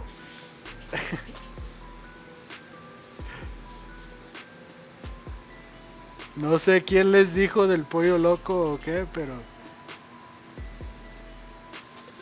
hasta en Italia saben del pollo loco.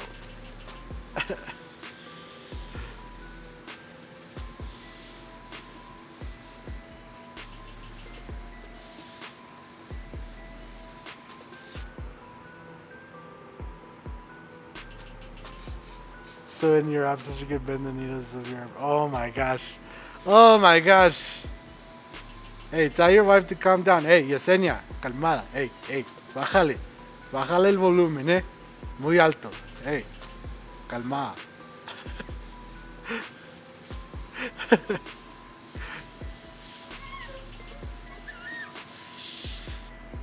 Alright. A little bit of this green in here. Boom.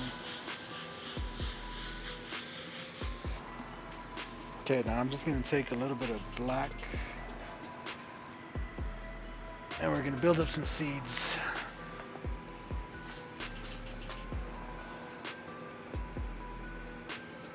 And they kind of just go around.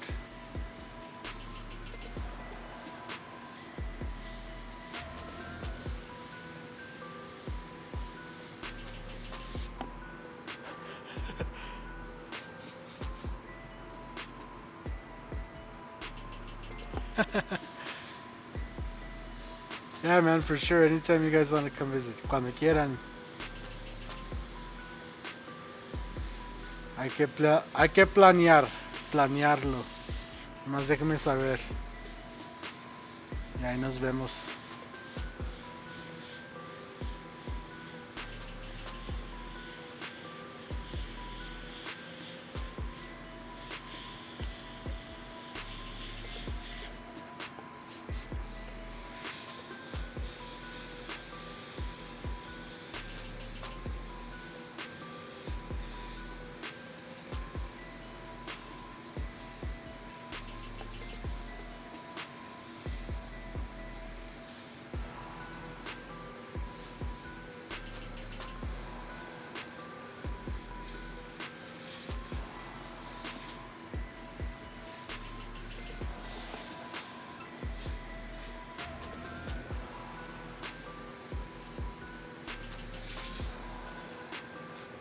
All right. Okay, so now we have all the little seeds in there, right? So I'm gonna take some Wicked Opaque Cream, a color that I didn't think I'd use, but now here I am gonna use it because it's actually the perfect color for the center of this kiwi.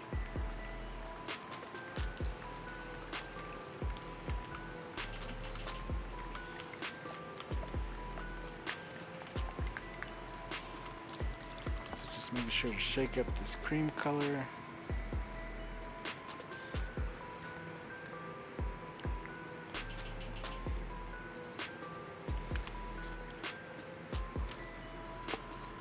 Alright, I need the green, so what is in this one? This one's not what I need.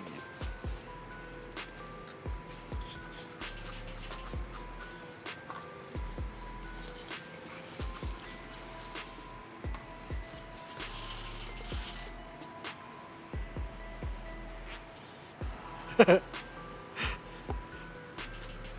big kiwi. Never did I think I'd be painting a kiwi.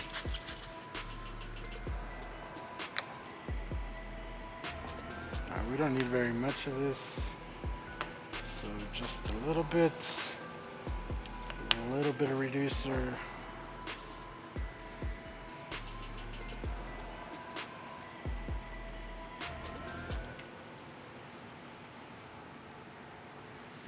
Okay, shake this up. Bring your airbrushes with you so your wife doesn't bend your airbrush needles. Yeah, you see, Gerald is thinking hard. That's a good one right there.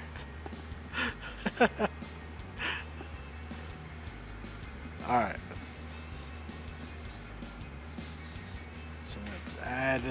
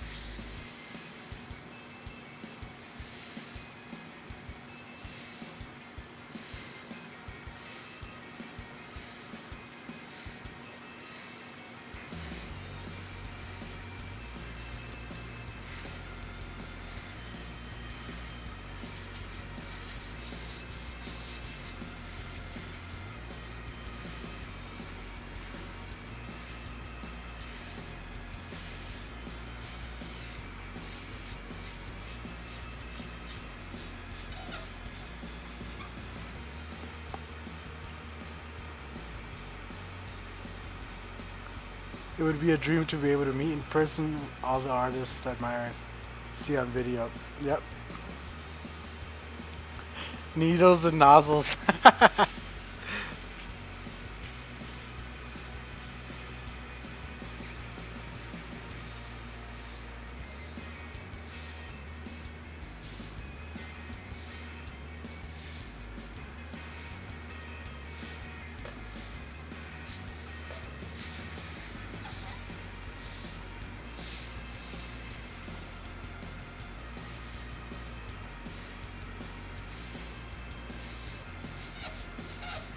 Alright, so I'm going to do one quick layer of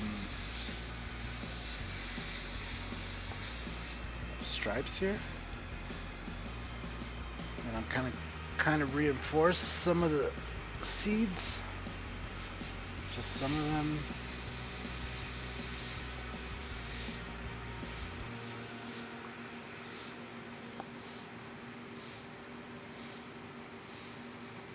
So then we build up depth here in the cut using the seeds, because there's going to be seeds that are going to kind of be covered by that.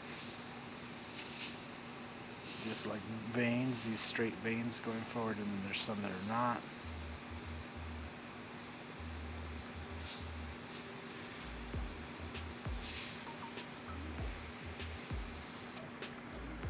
Boom. Take just a little bit of green, and then we're just going to bring it a little bit out from the center here.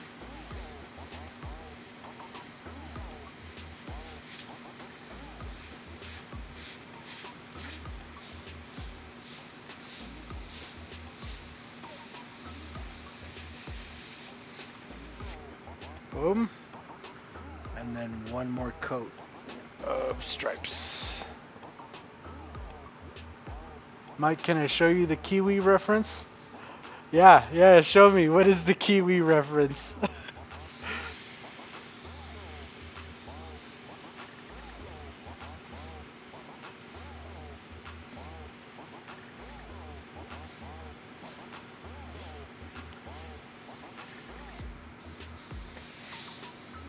I asked Dave why they called Terry Stevens Kiwi.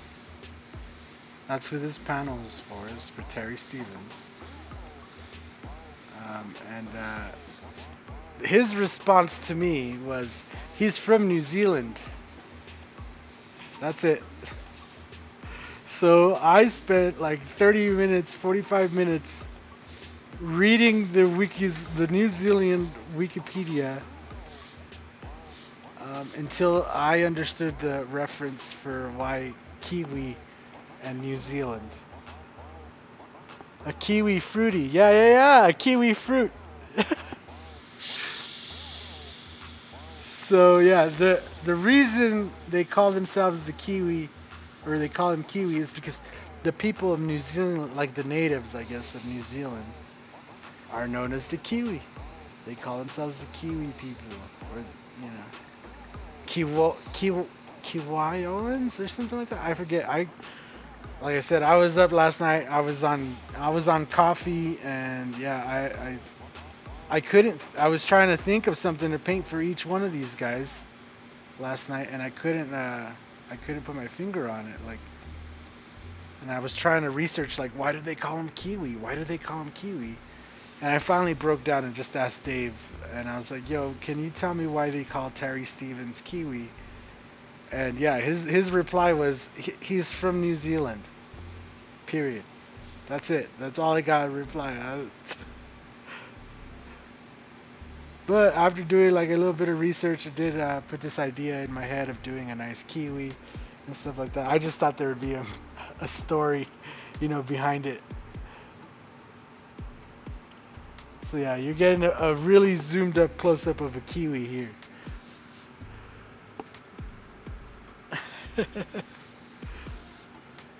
I just thought there was going to be more to the story, but there really wasn't. Your favorite fruit as a kid? Yeah. What's up, Sergio? From Italy. How's it going? Bienvenido, Sergio. Ya sé que los italianos más o menos entienden español. But maybe you're one of those Italians that only talks English. I don't know. So I'm just mixing up a little bit of white, and I'm just going to add a little bit of like white highlights in here, maybe it's more over here, because this is all cream, right? This is not actually white. This is all cream color, even these little spots over here. So just to give it a little bit of cream.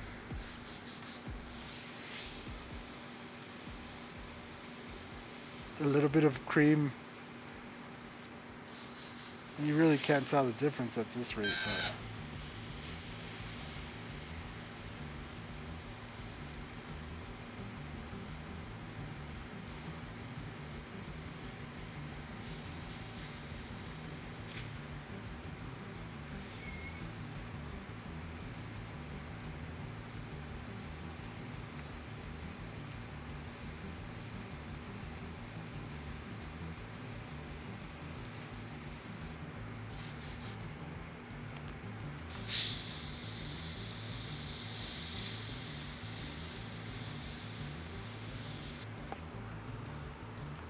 he like no Nintendo. Oh, that took me a second, bro. No Nintendo. Oh my gosh. That's funny, bro. No Nintendo.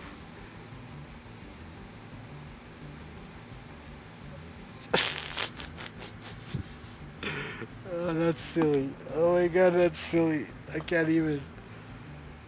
Alright, so now I just want to add some juicy bits kind of dripping down, right? So I'm just going to take a little bit of this, just kind of dripping down a little bit. I know kiwis don't drip green, but just for the sake of the picture and making it look cool, we're gonna put green drips. Okay. I hope that's okay with everybody.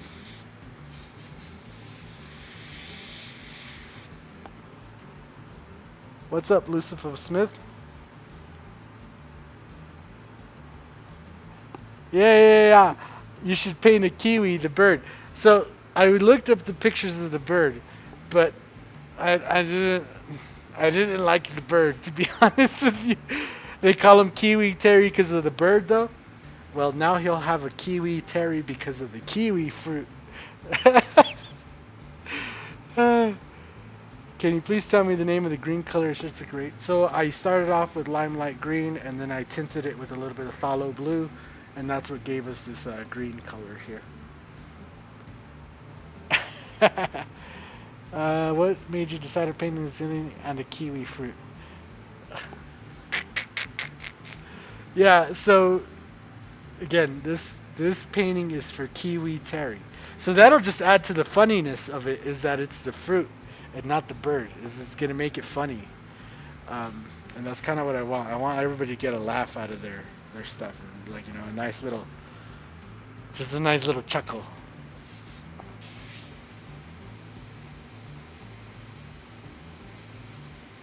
So I did look up the bird, though. I did see that, and I was just kind of like, oh, I don't know about all that. But this idea for some reason just stayed with me, like doing the kiwi, and it's something that everybody else can see. You know, everybody else can see this, and they're gonna know what it is, right? Everybody else is gonna see it, and they're gonna be like, "That's a kiwi." And I feel like if I would have done the bird, only a few people would have got it, you know. I don't know.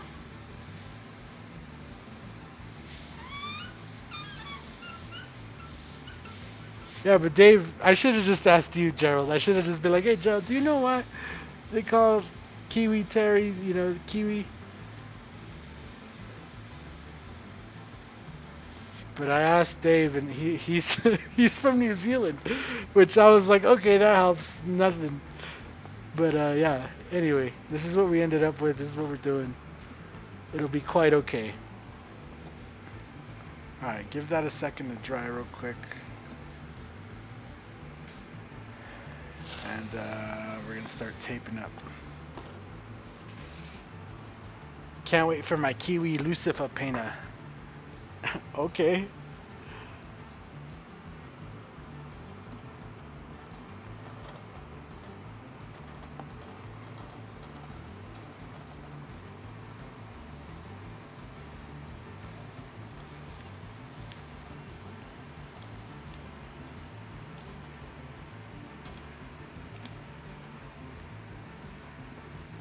It's alright though. I hope he gets a kick out of it. I hope he's not like, oh, that's not why they call me Kiwi. I'm sure he'll like it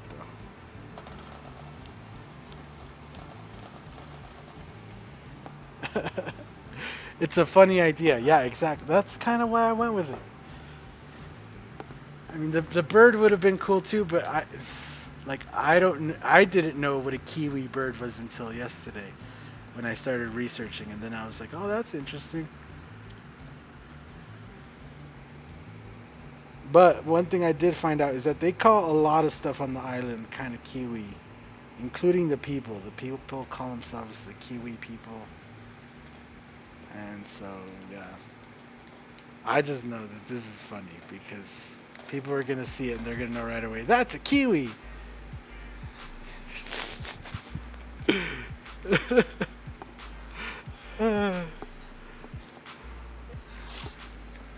Alright, so now let's start getting all these kind of taped up here.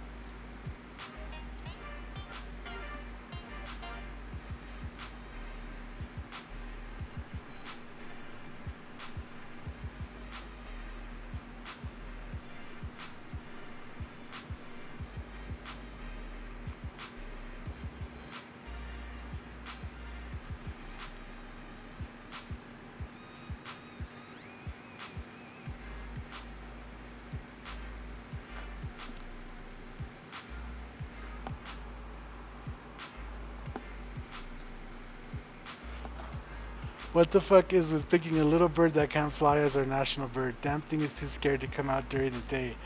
That's how embarrassed it is of itself. What?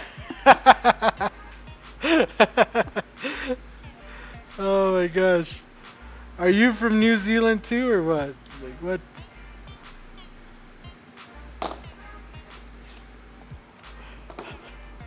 My Kiwi Lucifer, huh?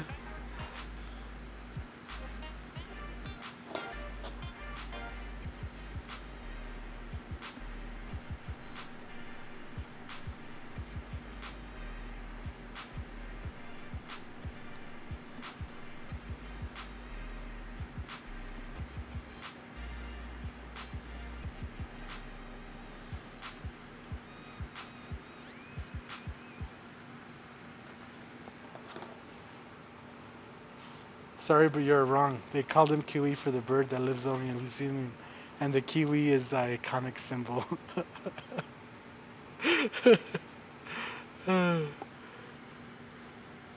Yeah, I know. I know that. I know that. I. They don't call him Kiwi because of the fruit.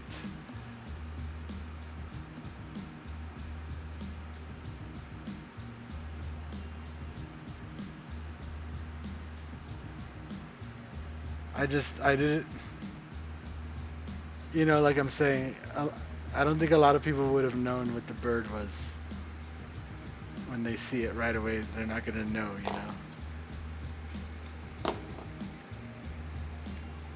I know it's wrong. Now I feel bad. Gerald's making me feel bad. I know, I just don't know. Like I said, I don't know them, so it's an honest mistake. And yeah, like I don't know Terry personally or nothing. And I hope he doesn't get upset about it. But like when people see this, they're gonna know Kiwi. They're gonna know right away. No matter when you see it, it's gonna be Kiwi all the way. And that's all I really was in my head, was just like I just need it to be a kiwi and look like a kiwi. So that you can tell right away what it is, Kiwi. And I think anybody that knows him is gonna know what it it's gonna know what it is right away.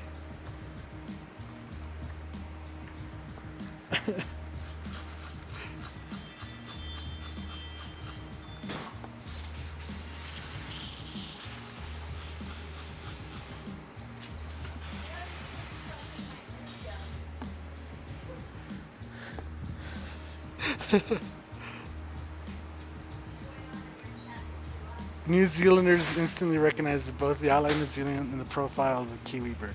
Yes. I know New Zealanders will no doubt recognize it. I'm talking about everybody else at the rendezvous, though. See, they're saying everybody Kiwi the bird, not Kiwi the fruit. And it's just like, do you know what a Kiwi bird looks like?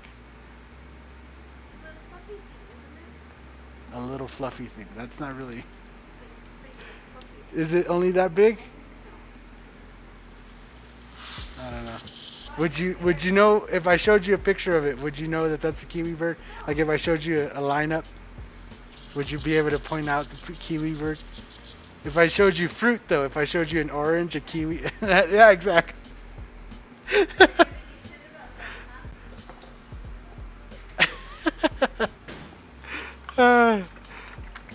Maybe you can add some feathers of this bird. What if I just do the kiwi bird like an outline of the kiwi bird up here, just so that you guys in the chat are happy, 'cause I also feel bad. Like I don't mean any disrespect by putting a kiwi on here. I know that that's what they call him, and I know that upon seeing this instantly, people are gonna be like, Kiwi, that's a kiwi. A lot of people are not gonna recognize the outline of New Zealand. So a lot of people are gonna ask about what is that. But I feel like the kiwi is gonna be a dead giveaway.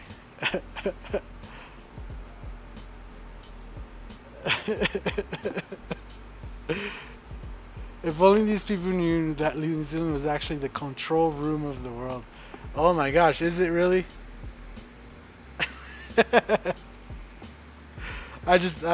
Yeah, I'm gonna leave it. I'm gonna leave it a kiwi fruit, and yeah, we're gonna go from there.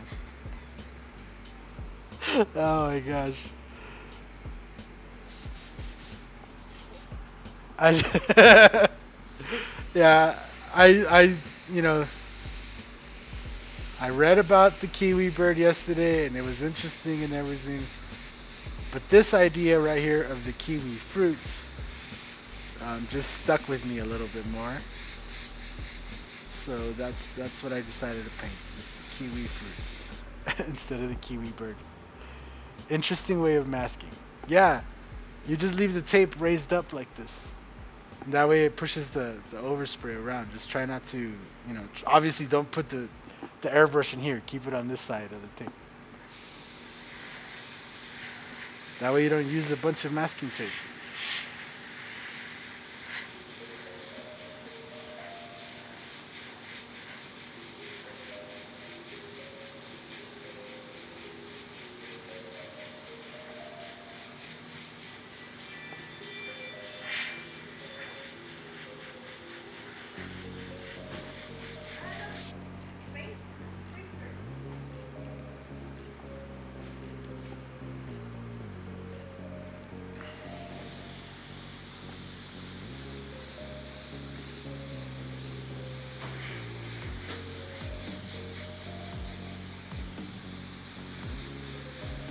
I just now I'm just hoping he doesn't get upset, you know.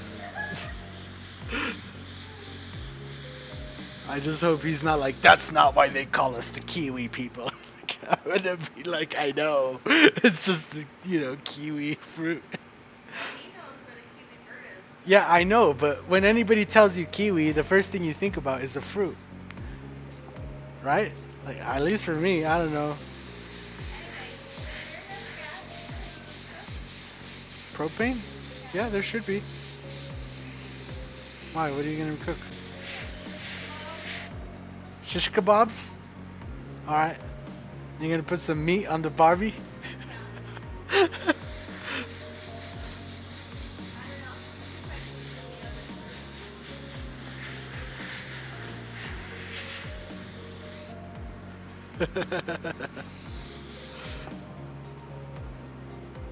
Technically not even a bird, it's a rat type. Oh my gosh, what? We're getting into the technicals now? Avocado!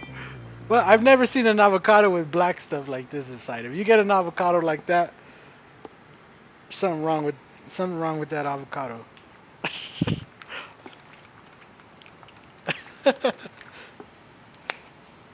You know what? I wouldn't even be mad. It's like if somebody made a panel for me and they just put a taco on it, I'd be like, I understand. I like tacos.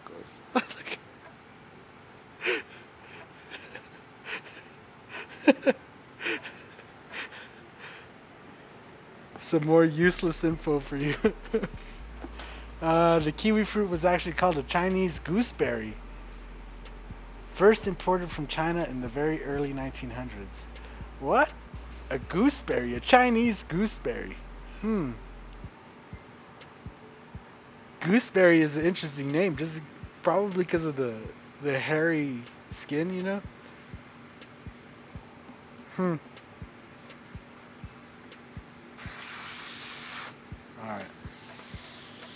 Make sure this is nice and dry. True story, he says. And then we're just gonna kind of give it some nice little furry here.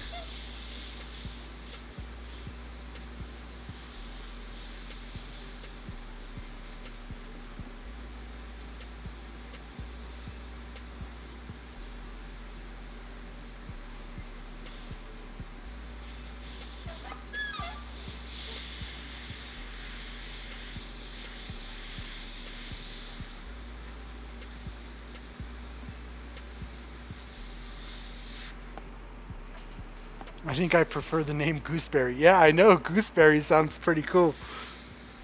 I would eat the hell out of a gooseberry. A kiwi does sound kind of like a strange kind of a name. A A gooseberry though, it sounds ultra American. Got apples, oranges, and gooseberries, bro.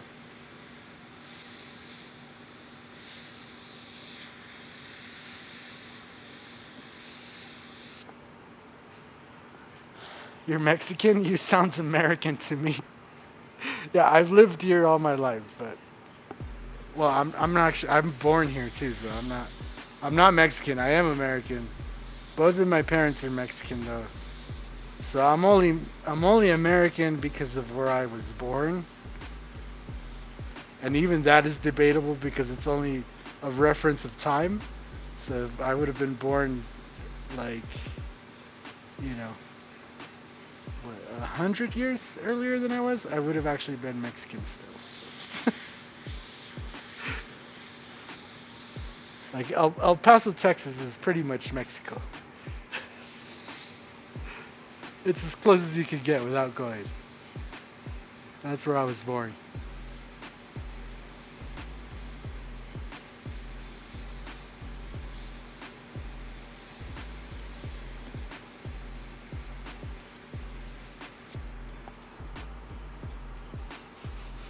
I'm new to airbrushing. When using candy blood recipe, do I mix it with anything or just spray it straight from the bottle? Anytime you're using candy, you're supposed to be mixing it with the clear, intercolor clear, any brand, including the Createx. So Createx, you use the 4050, the UVLS clear. For info on Createx paints, I would refer to creatextech.com. Or you can look up my videos on how to spray candy, and those will give you a pretty good idea as well. But, yeah.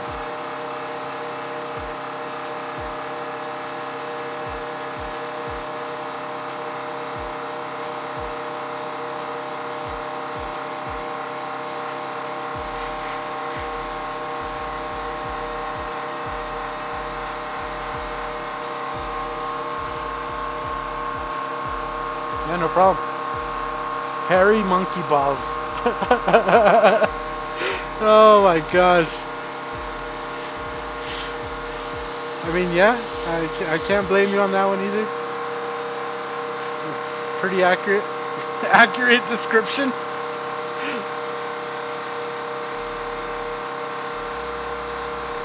We have to be some pretty big monkeys though, not gonna lie.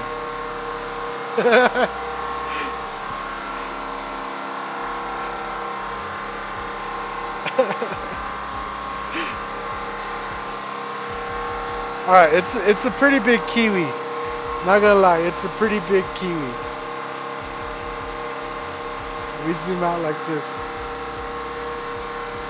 Now, let's just do the background. I don't even know what to put in the background. Hey, Lucifer, any ideas for a New Zealand type of background? Mr. Lucifer Smith?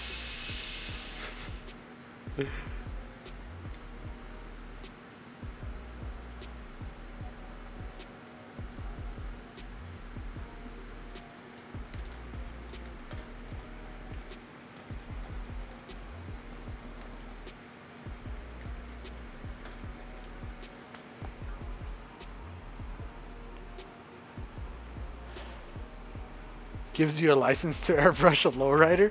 I mean, I guess you don't have to know a Mexican to have a lowrider. Man, a lot of the people I know are not even Mexican. A lot of people that I know that own lowriders are not Mexican at all. So, and the Mexicans that I do know that own lowriders, a lot of them, yeah, their lowriders are not very. They're not always the best of quality. Is what I'm gonna say. Not to shit on my own people or anything. That's just the people I know. Obviously, there's gonna be more Mexicans than people out there with nice cars and stuff. But just a lot of the ones I know that are actually Mexican that have a lowrider, their lowriders are not that great. A lot of the people that own really nice lowriders, they're not Mexican. Or they, if they are Mexican, it's like they're like generation. They've lived, like their family has been here for generations already. They're not like me, where my parents were the first to come here, and then I was born here. Um, Usually, like their great grandparents came, and then they were born. You know, that kind of thing. But for the most part, a lot of them other people, you know, other race, black, white. I know a couple Asians with really nice lowriders. Um, so, what about Maori design for the background? All right. You're gonna make me go on Google. What is the Maori design? What does it look like? Oh my God, my phone's gonna die.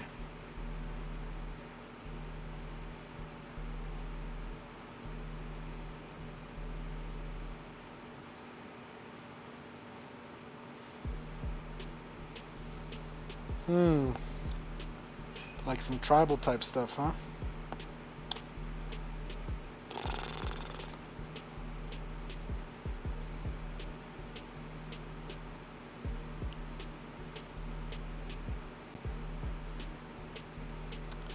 Okay.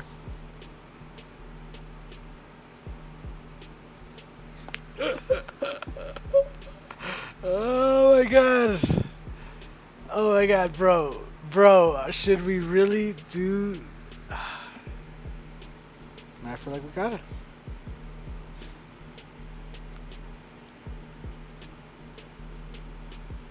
I think that's gonna take way too much time, man.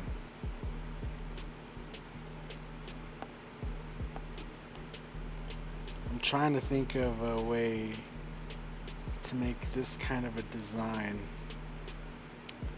but not spend millions of hours on it, right? Because a lot of these are very intricate. Polynesian Maori tattoos.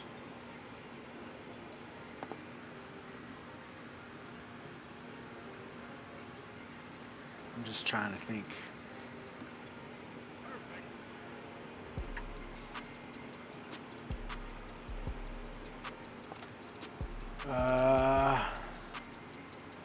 Ferns, ocean, rugby stuff. If your mate is Caucasian, Maori designs might not be appropriate exactly. I don't think he's Caucasian.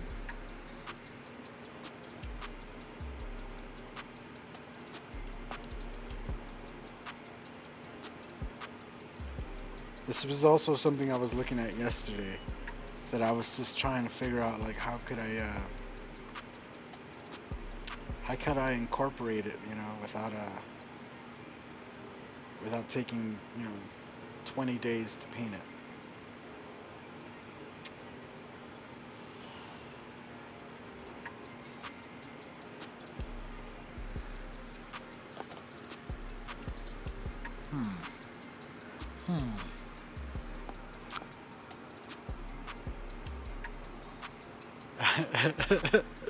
The Kiwi though, the Kiwi is gonna be perfect. Oh my gosh, that is funny.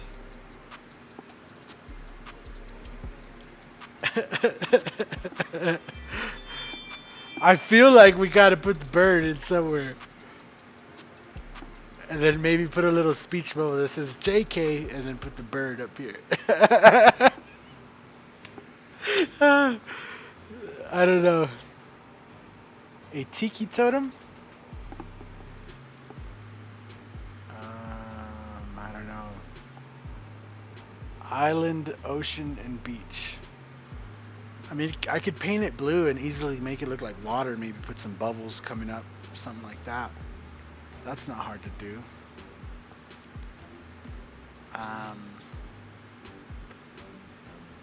Is that really where I want to go with it though? We are surrounded by ocean.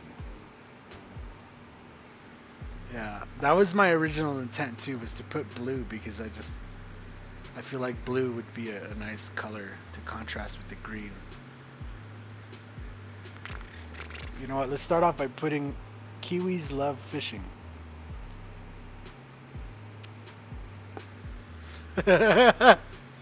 I can't get over the fact that we put a kiwi. the kiwi fruit. And then now we're trying now after we've done the kiwi fruit, now we're trying to incorporate stuff that's like Alright, I'm gonna start with some blue. I'm gonna just put some blue in it.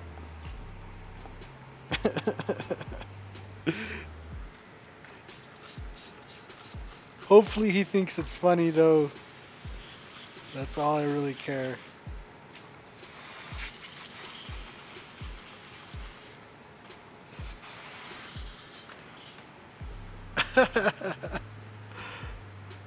Our national dish is almost fish and chips.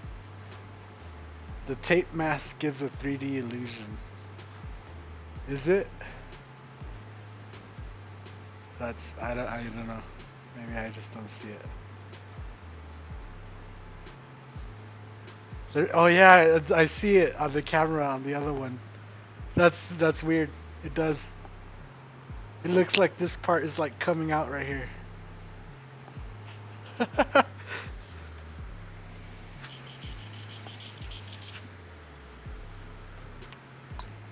Alright. Okay. Let's get back on track. Let's put the blue. And yeah, let's go from there.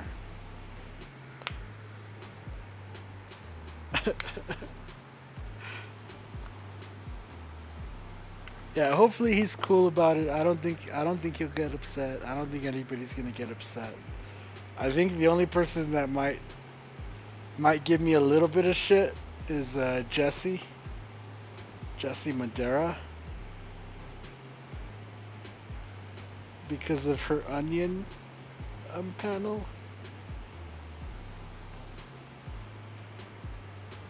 And yeah. Oh my gosh. Now on the onion, I thought it was a great story. I thought it was an awesome story because it was like showing her rebel. You know, she was like, don't tell me how to cut an onion, and quit culinary school. Now, I thought it was an awesome story about her character and the way she is. Apparently, she did not appreciate it so much, as she is quite fed up with the onion.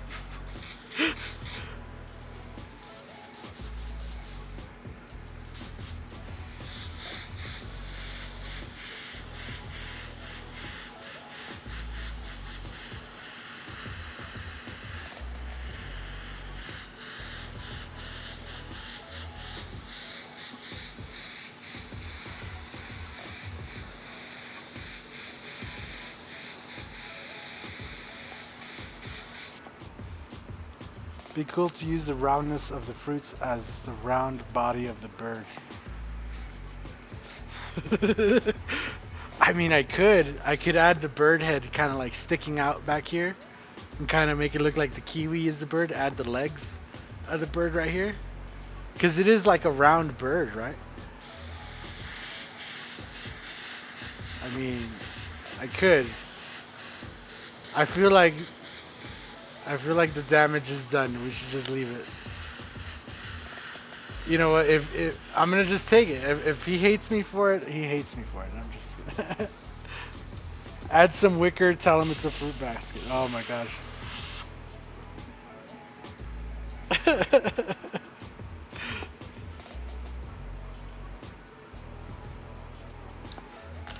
It's okay. It's okay. I'll live. You know.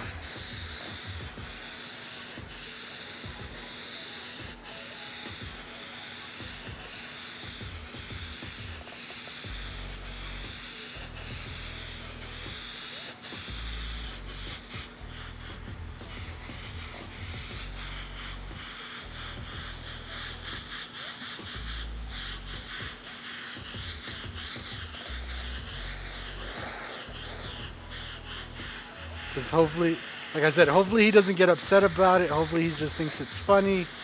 Because that's the only reason I put a kiwi, right? I just thought it would be funny. I looked it up, and yeah, I don't know if it has anything to do with the fruit, but they do call them like the Kiwi people, and a lot of stuff on the island that has kind of a kiwi You know, it starts with Kiwi something, Kiwi Omion, like stuff like that. I read the whole Wikipedia about it yesterday, but this idea stuck with me the whole time. It's like a kiwi fruit. I don't know why, but that's the first thing I think of when I think kiwi. So, yeah, that's just what I went with. And it's my fault if he gets mad or anything. I'll live. I'll be okay.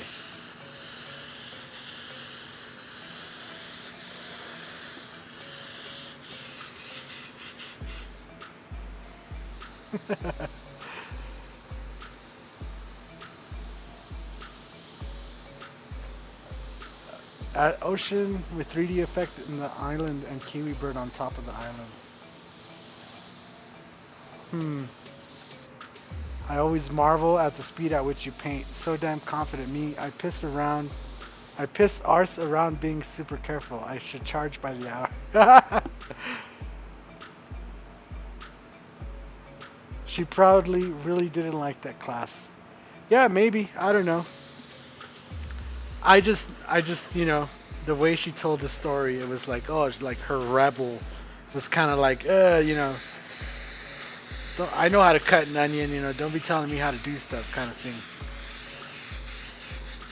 Which, I mean, she looks like a rebel and stuff, so I thought it fit her, persona pretty good. And I thought it was a funny story. Like, again, it was just funny. I didn't really mean anything bad by it or anything like that, but again, she is fed up with the onion. So whatever. Again, I'll live. I'll live, right?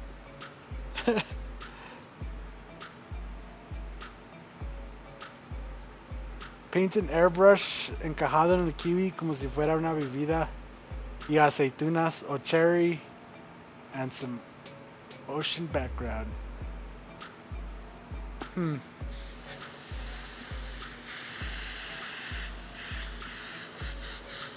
Perfect color on the kiwi though. Thanks, break a leg. What's up, AP Stunts? How's it going? Glad I could catch you live. How's today going? Today's going good. We're having a discussion over this kiwi that I painted because, okay, so here it is. This panel is for Terry Stevens, who they call Kiwi Terry. Alright, now the reason they call him Kiwi Terry is because he's from New Zealand. In New Zealand, they have this bird called the kiwi bird. Very tall, very tall, really tiny, small bird called the kiwi. And a lot of their culture, they use the term kiwi for a lot of stuff.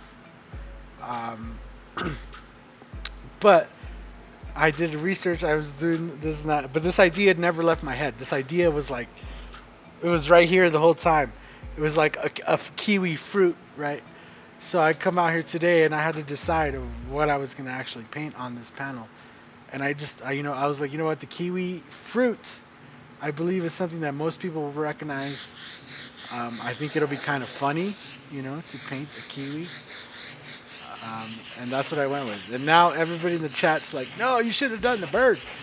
So, and Gerald Mendez is like, yo, you should have done the bird. And I was like, oh no, I feel like I made the bad choice. So, but anyway, I'm gonna live with it. I'm gonna stick with the kiwi fruit. And yeah, this is how we're gonna roll with it. And then I just kind of asked anybody on their input on the background. We decided on some blue, maybe we do some ocean or some underwater kind of stuff.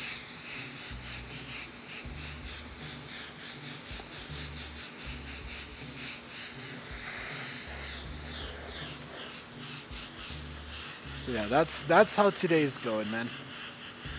How's your day going? Your day is going better than mine, I hope.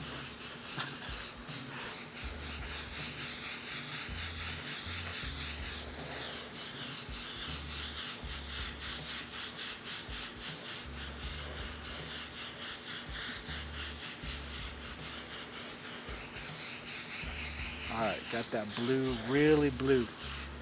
Really blue.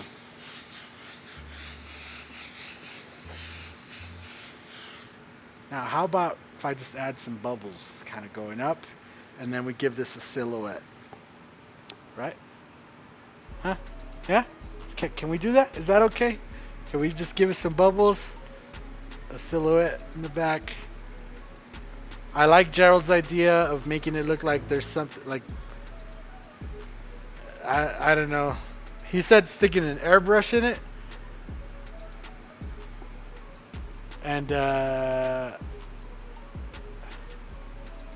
And making it look like, you know, like if it's a drink, making it look like there's a cherry or something in there. Something like that. I don't know. That sounds like a good idea, but also it's like I would have to do some changing.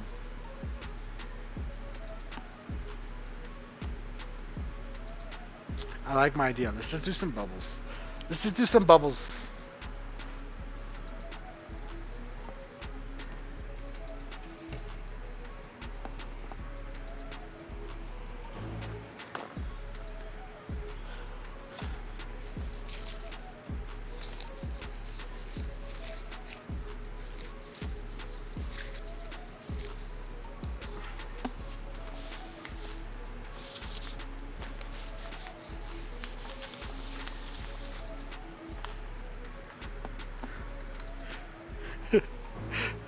Kiwi Terry is an awesome guy. Awesome. I can't wait to meet all of you guys, so that'll be pretty cool.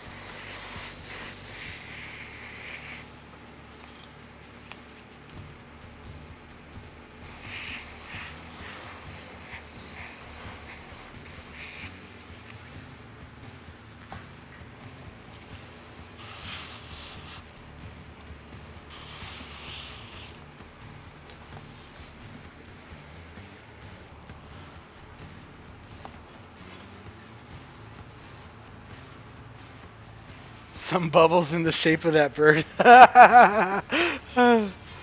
Bubbles with airbrush reflection in them. Jeez. That'd be a pretty big bubble, man.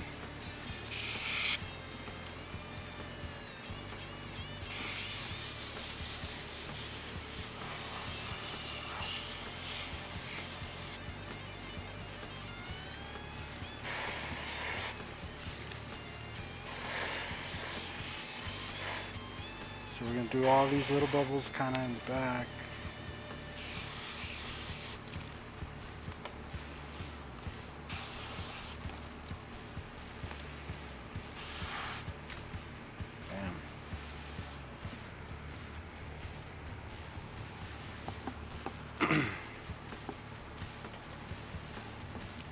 What I could do is just do a couple of close ones. So we could do one like right here.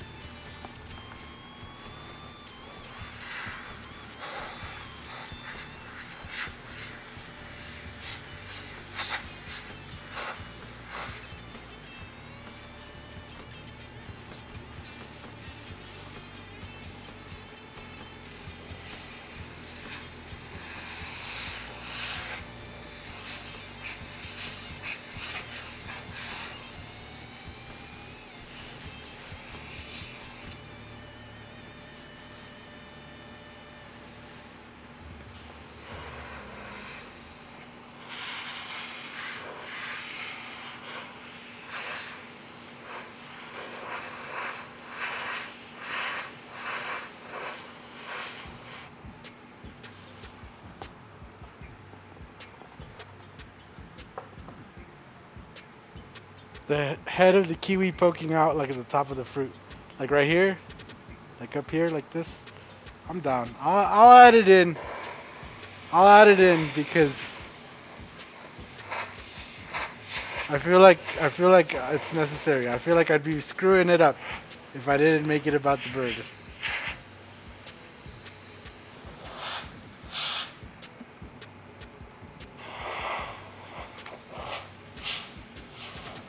And the last thing I want to do is insult anybody either, so I don't want to insult them and paint the fruit. At least if it has the head of the bird, it'll like match, you know. So anyway, let's get all this off. All this masking here.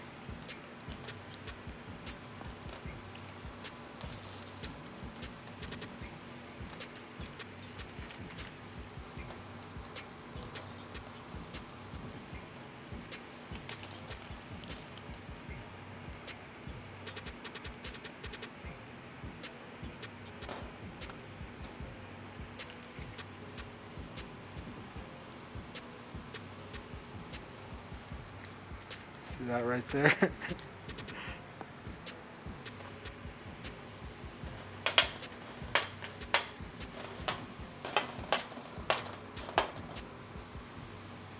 Right.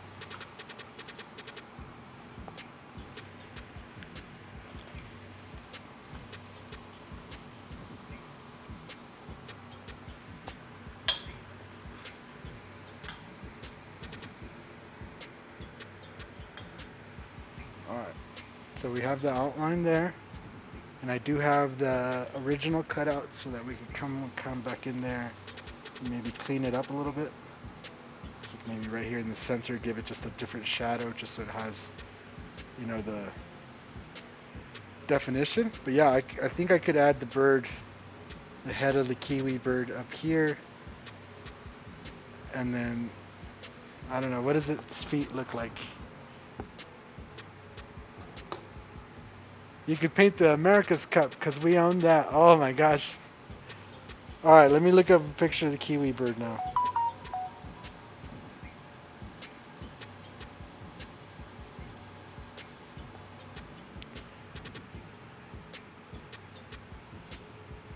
Oh my god, that is an ugly bird. Hold on, I have to get my phone charger. Oh my gosh. Are you guys sure I should paint this bird?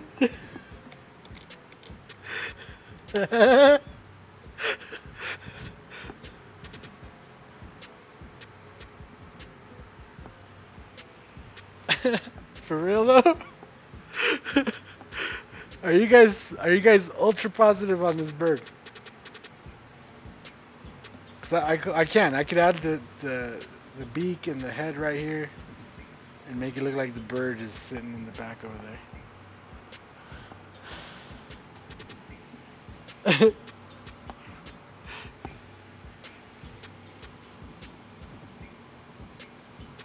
Alright, so in the meantime, I'm just going to put this right up in place right here.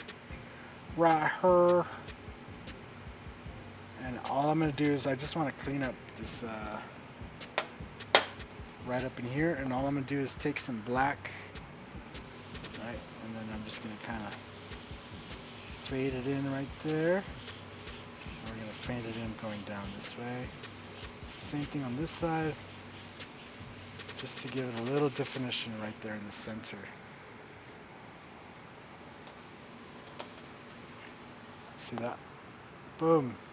Now you got this New Zealand outlined and it's nice and clear. And hopefully if Terry Steven does some pinstriping, maybe he can pinstripe it and look really good. That's another thing I hope to pick up while I'm there at Coast Airbrush is some pinstriping brushes.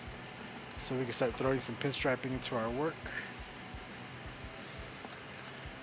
The tuatara is your national lizard. True story. Yeah. I get that. But the whole thing is right now is we're trying to battle the kiwi. Right? Because I did the wrong kiwi. And everybody in the chat is paddling me about using the wrong kiwi. So I gotta turn it in. I gotta incorporate the right kiwi into the wrong kiwi So all the kiwi-ness is there.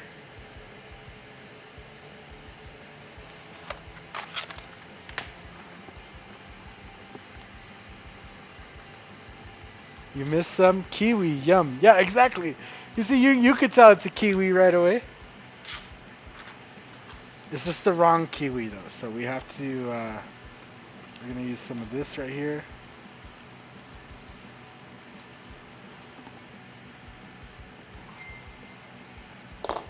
Now who is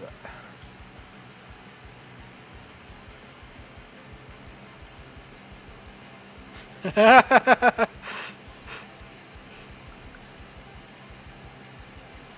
Okay. I looked up a picture of a kiwi, man. How about a great white shark taking a bite of the kiwi? No. I don't understand. Why does a great white shark have to do with anything? I mean, they're cool, but... Alright, so we're going to do Mr. Kiwi here. Draw him in. Something like this. Just a little bit of beak here.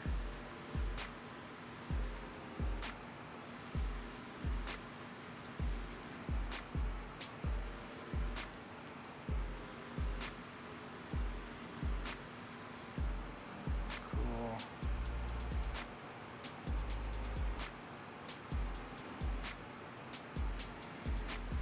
I mean, it ain't a pretty looking bird, not gonna lie.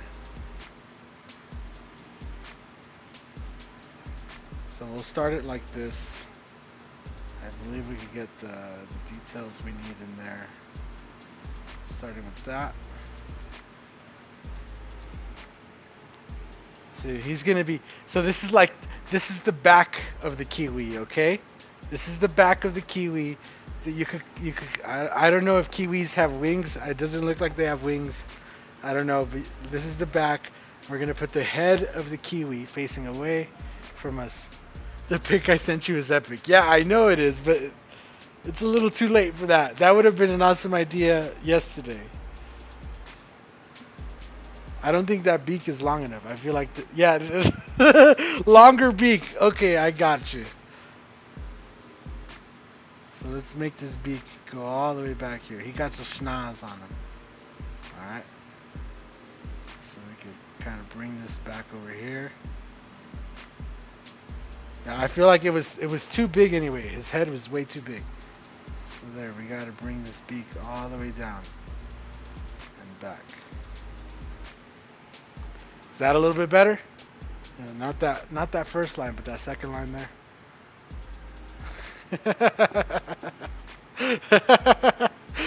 This is Gerald's idea too. Gerald said add the head of it, so I think that's pretty good. Is that it has big whiskers. Does it have whiskers?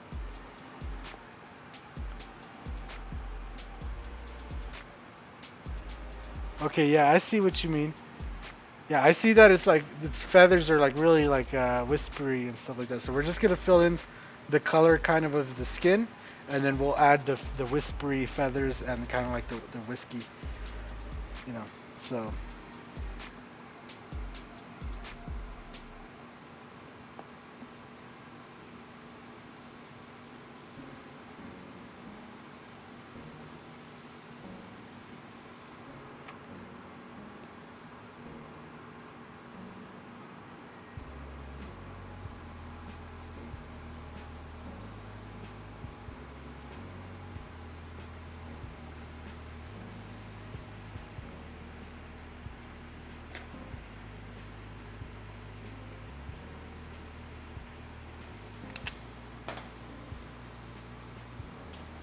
there you go. We got our shape of our bird head. They have whiskers off their head near their beak. Yeah, in the front. I seen right here. They like right here. They got the little like whiskey, and then in the back, like their feathers in general seem to be kind of more like a spiky, and not like traditional feathers or like fluffy feathers, you know. Because you could have like fluffy feathers or like peacock feathers, which are just like really long and like defined. And I grew up around peacocks. My grandpa had peacocks. So I know what peacocks look like. And honestly, I don't even know what happened to them. I wish they were still around. But he used to like have them and breed them, and he would sell them and stuff, and they were like super pretty.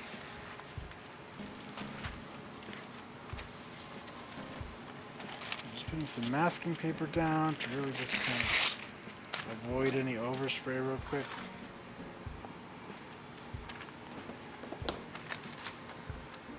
My grandpa had mezcals in the back. He bred goats. He had peacocks. He had chickens. Everything.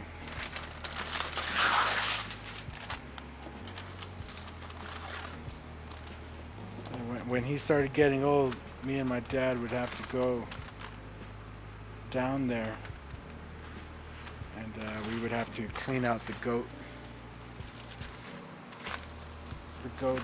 pens and stuff, and do some maintenance on the peacocks and stuff, and their enclosures and all this stuff. The goats too. When my grandpa passed, he had a ram. I believe it's a ram. He had a goat, but it had the horns were coiled back, and it was brown. It was like a mountain ram or something. I forget what it's called. But we ended up taking that in. And my dad tried so hard to like find a mate for it, but it was like he couldn't find another hairy ram, mountain ram. And then it was like a dog. We had it. And it was like a dog. We used to just let it run around free, and it would just eat all the plants and stuff. Where we grew up in El Paso, like having a weed cutter was really nice, just run around. But then what ended up happening is our neighbor ended up shooting it for some reason. So one day we get home, and we notice that the ram is like, out in the field, and it's just laying there. The dogs are not messing with it, nothing. The dogs wouldn't mess with it at all anyway. But once we get up close, we can see that it has a gunshot wound right to the head. So we couldn't even save the skull or anything. And then he just killed it and left it there, and who knows how long it was there. So my dad didn't even want to use the meat or anything like that, because we didn't know how long it'd been there. And that's what ended up happening to that. Then my dad shot his dogs. Fucking crazy shit, man.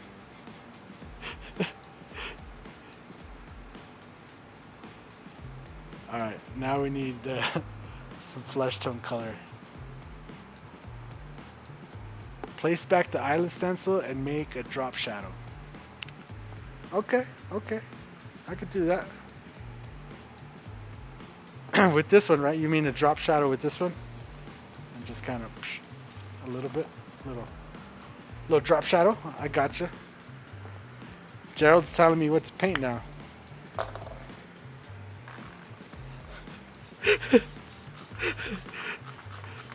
I don't mind. It's Gerald Mendes, bro.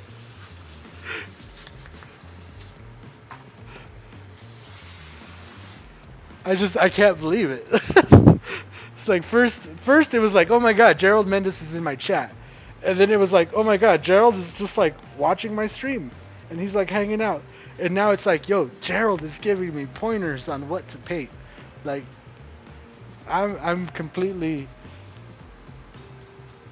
I couldn't wipe this smile off my face right now if I really tried, really hard. It would be hard right now to get me to stop smiling. You'd have to tell me some terribly bad news. So yeah, thank you, Gerald, for being in the chat today. Making it interesting for everybody. All of you other guys too. Lucifer Smith, Babe, Carlitos, Hiramahi, all you guys that have been in here. But I just,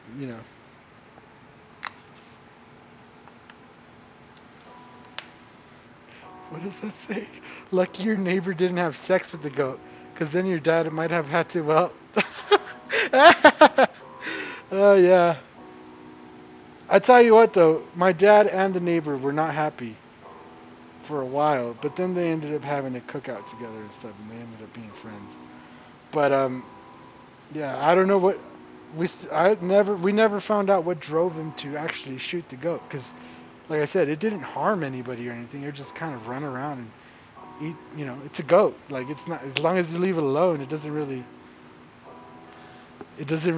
do much. But yeah, like that was the story of the goat that my grandpa left behind for us, and then my dad inherited it, and we were taken care of. And he was a testy ass goat, man. He would come, he would try to charge you, but on a ram or a goat like that with horns, all you have to do when they charge you is you grab them by the horns real quick and then twist, like twist, and they fall over, bro. They fall over like easy, like easy. You just twist it a little bit. They just like all their balance goes out the window. So that's what we used to do, because he would get all mad at us and try to charge us sometimes, like certain seasons, time of years or whatever. He would get his little testy attitude. And so yeah, it was just that whole thing. Sometimes you had to set him in place, like, hey, calm down, Mr. Goat, and twist his horns around. He'd get all mad. We call it a Mexican standoff. What I walk in on, they smell bad. Oh yeah, I guess all livestock kind of has a smell, but I don't know. Like, once you have them for a while, like owning a goat for a while, then it becomes that thing where you start recognizing the smells of like what's happening with your goat, and like you miss the smell. Like, it's weird.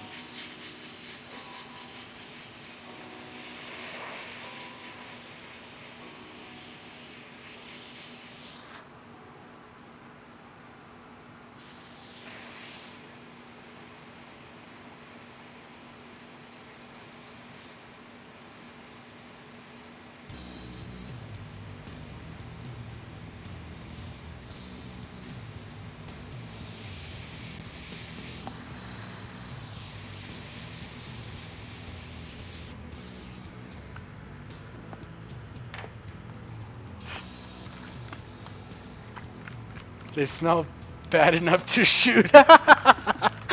Okay, fair enough. Talking about goat, it's like cabra in my region. Una cabra? Un chupacabra? Oh!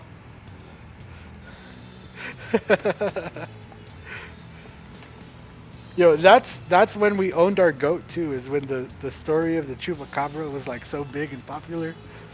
And so we were worried about our goat for a minute. Not gonna lie, we had like a special enclosure for him. It was way up tall, like it was like a 12-foot tall enclosure, so he couldn't get out, and then like so nothing could get in. Then we had a dog tied up like right next to it, so that if anything got close, the dog would bark. Bro, it was my dad was not playing with no chupacabra, man. We were ready for it.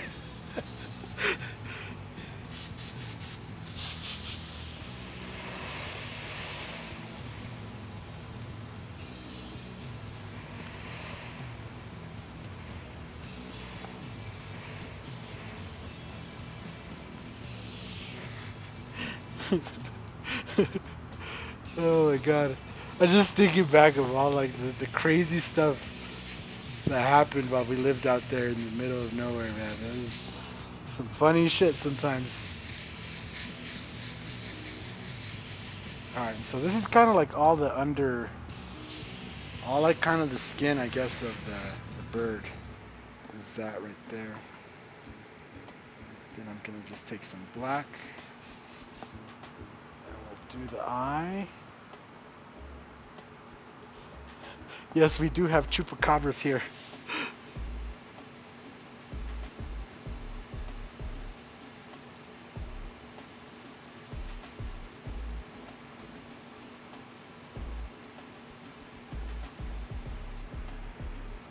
Simple. Not too crazy.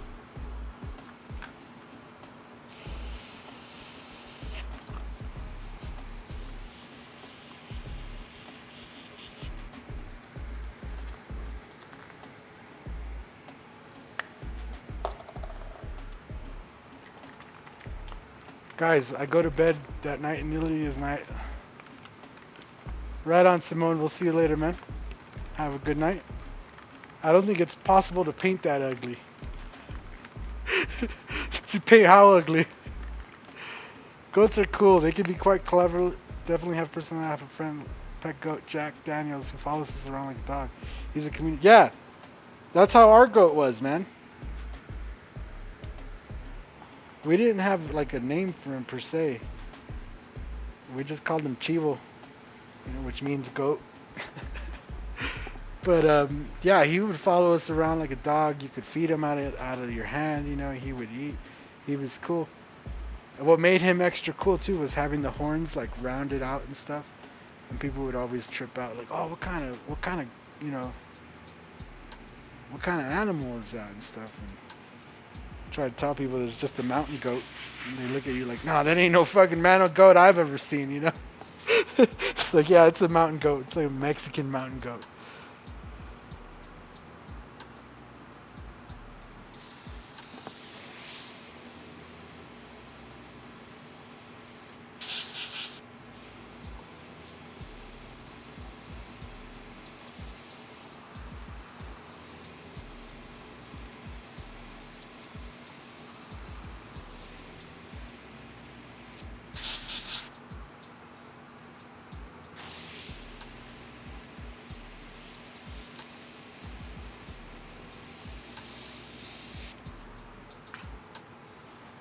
Ugly bird, ugly.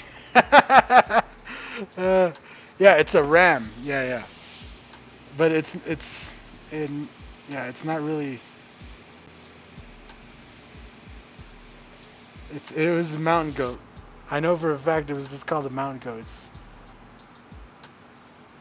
It's not like the white ones though. It's a brown one, but it looks exactly like the white ones. It's just a brown mountain goat. I know here you go to the zoos and you'll see the white ones a lot, the white mountain goats. But this was just a brown mountain goat. They're actually kind of ugly, but they're kind of cool for a goat.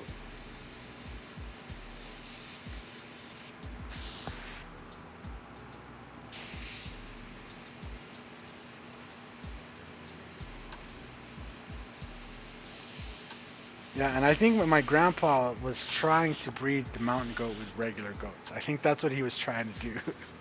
Because he had like regular as white, like, goats, like female goats, and then he had the brown and red. Because it was brown, it had only brown, but it had like long hair, and then it was like red strands. So it was like pretty. It was a pretty mountain goat. I'm really sad that the neighbor killed it. Like it was. When I found it dead, I was just like, what the fuck? Like this, I was so, like, I didn't know what the fuck, man. It was my goat. It was just like killing my dog. Like, why did he kill my dog? I don't understand. Like, it was that whole thing. I just didn't understand. Still don't understand why he would have wanted to kill my goat. But some people just shoot other people's goats, I guess, man. That's just the way it goes.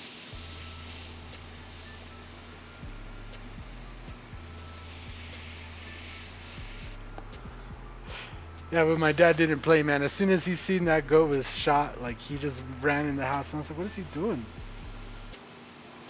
He came back out with the rifle. The 30-30, bro. Not even like the 22 or nothing like that. Like, he came out with his hunting rifle. Dogs are in the pen. He just fucking aimed at the dog and said, fuck your dog. Boom. Boom. 2 shots. 2 dogs dead. I was just like, what? And then he said, go inside. I did not question him going inside. I just went inside.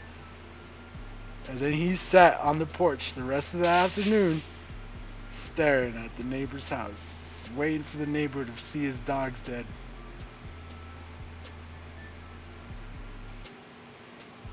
My dad was cold-blooded back then, bro.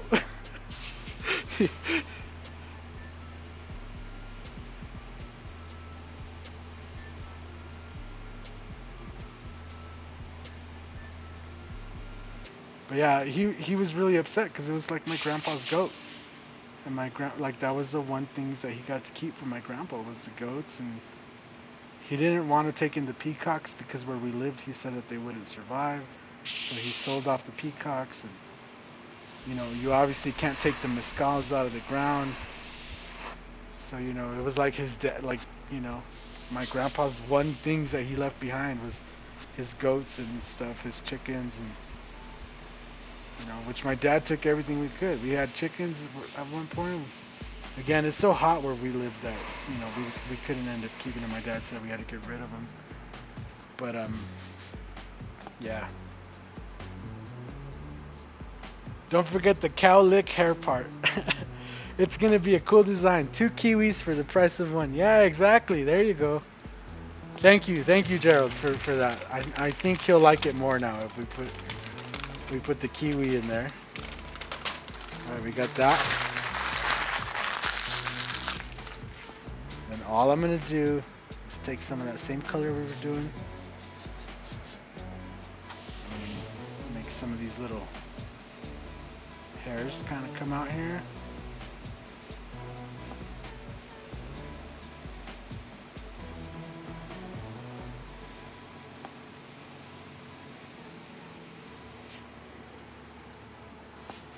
Bam.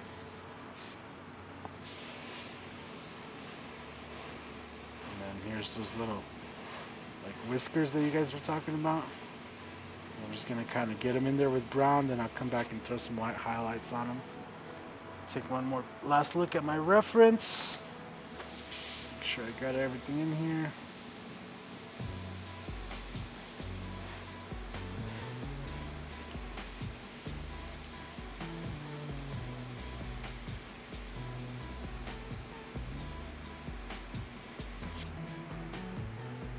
There you go. There's the kiwi.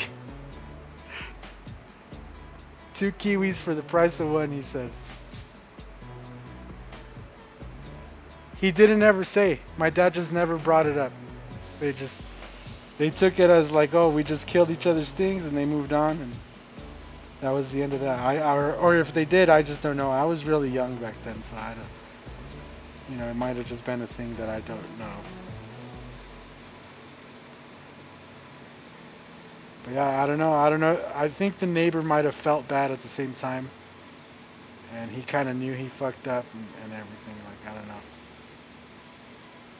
And I don't want to make it seem like the cookout was like, oh, the next weekend they just had a cookout. Like, no, this was like years later.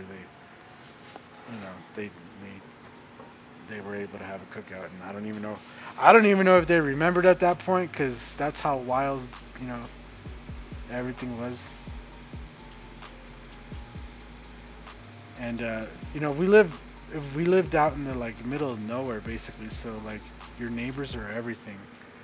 So that might also had something to do with it. It's just like trying to keep the peace, because out there, bro, like we're out there in the middle of nowhere, and in an emergency, like the only people you can count on is your neighbors. So it's that whole thing.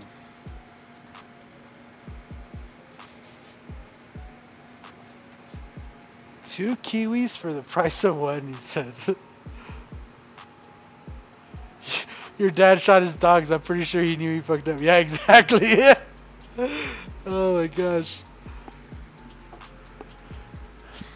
Okay. So let's do a little drop shadow on these, I guess. We'll just kind of, just a little bit, just not too much. Right there. Make sure it's all even and straight.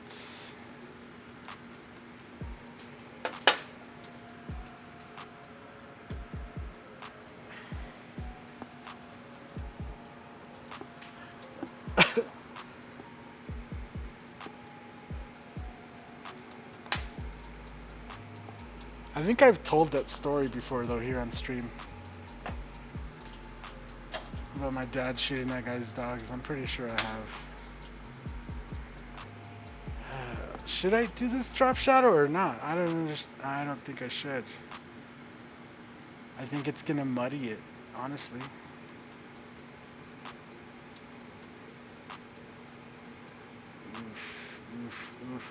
Oof. Do I not? The reason I feel like it's gonna muddy it is because some of these parts right here, the cuts are pretty, like up here especially. There's like all these little pieces. So laying a little drop shadow in there is just gonna really make all this kind of hard to understand.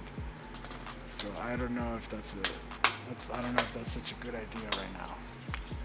Right, because you have that, and right now it's like clearly defined. And if we add a second little drop to this, especially like up here in this, it's gonna really make that kind of, I don't know.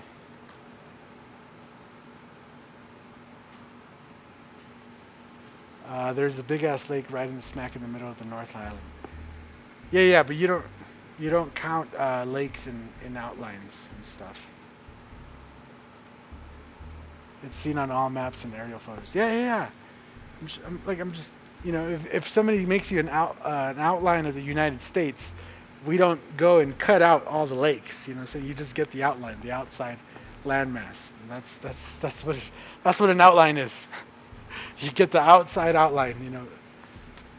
I understand it's an island, but if it's inside of here in these, like, that's not that's not part of the outline anymore. Thomas, do they call you Tom or Tommy or Thompson? Just the one. Okay, so I think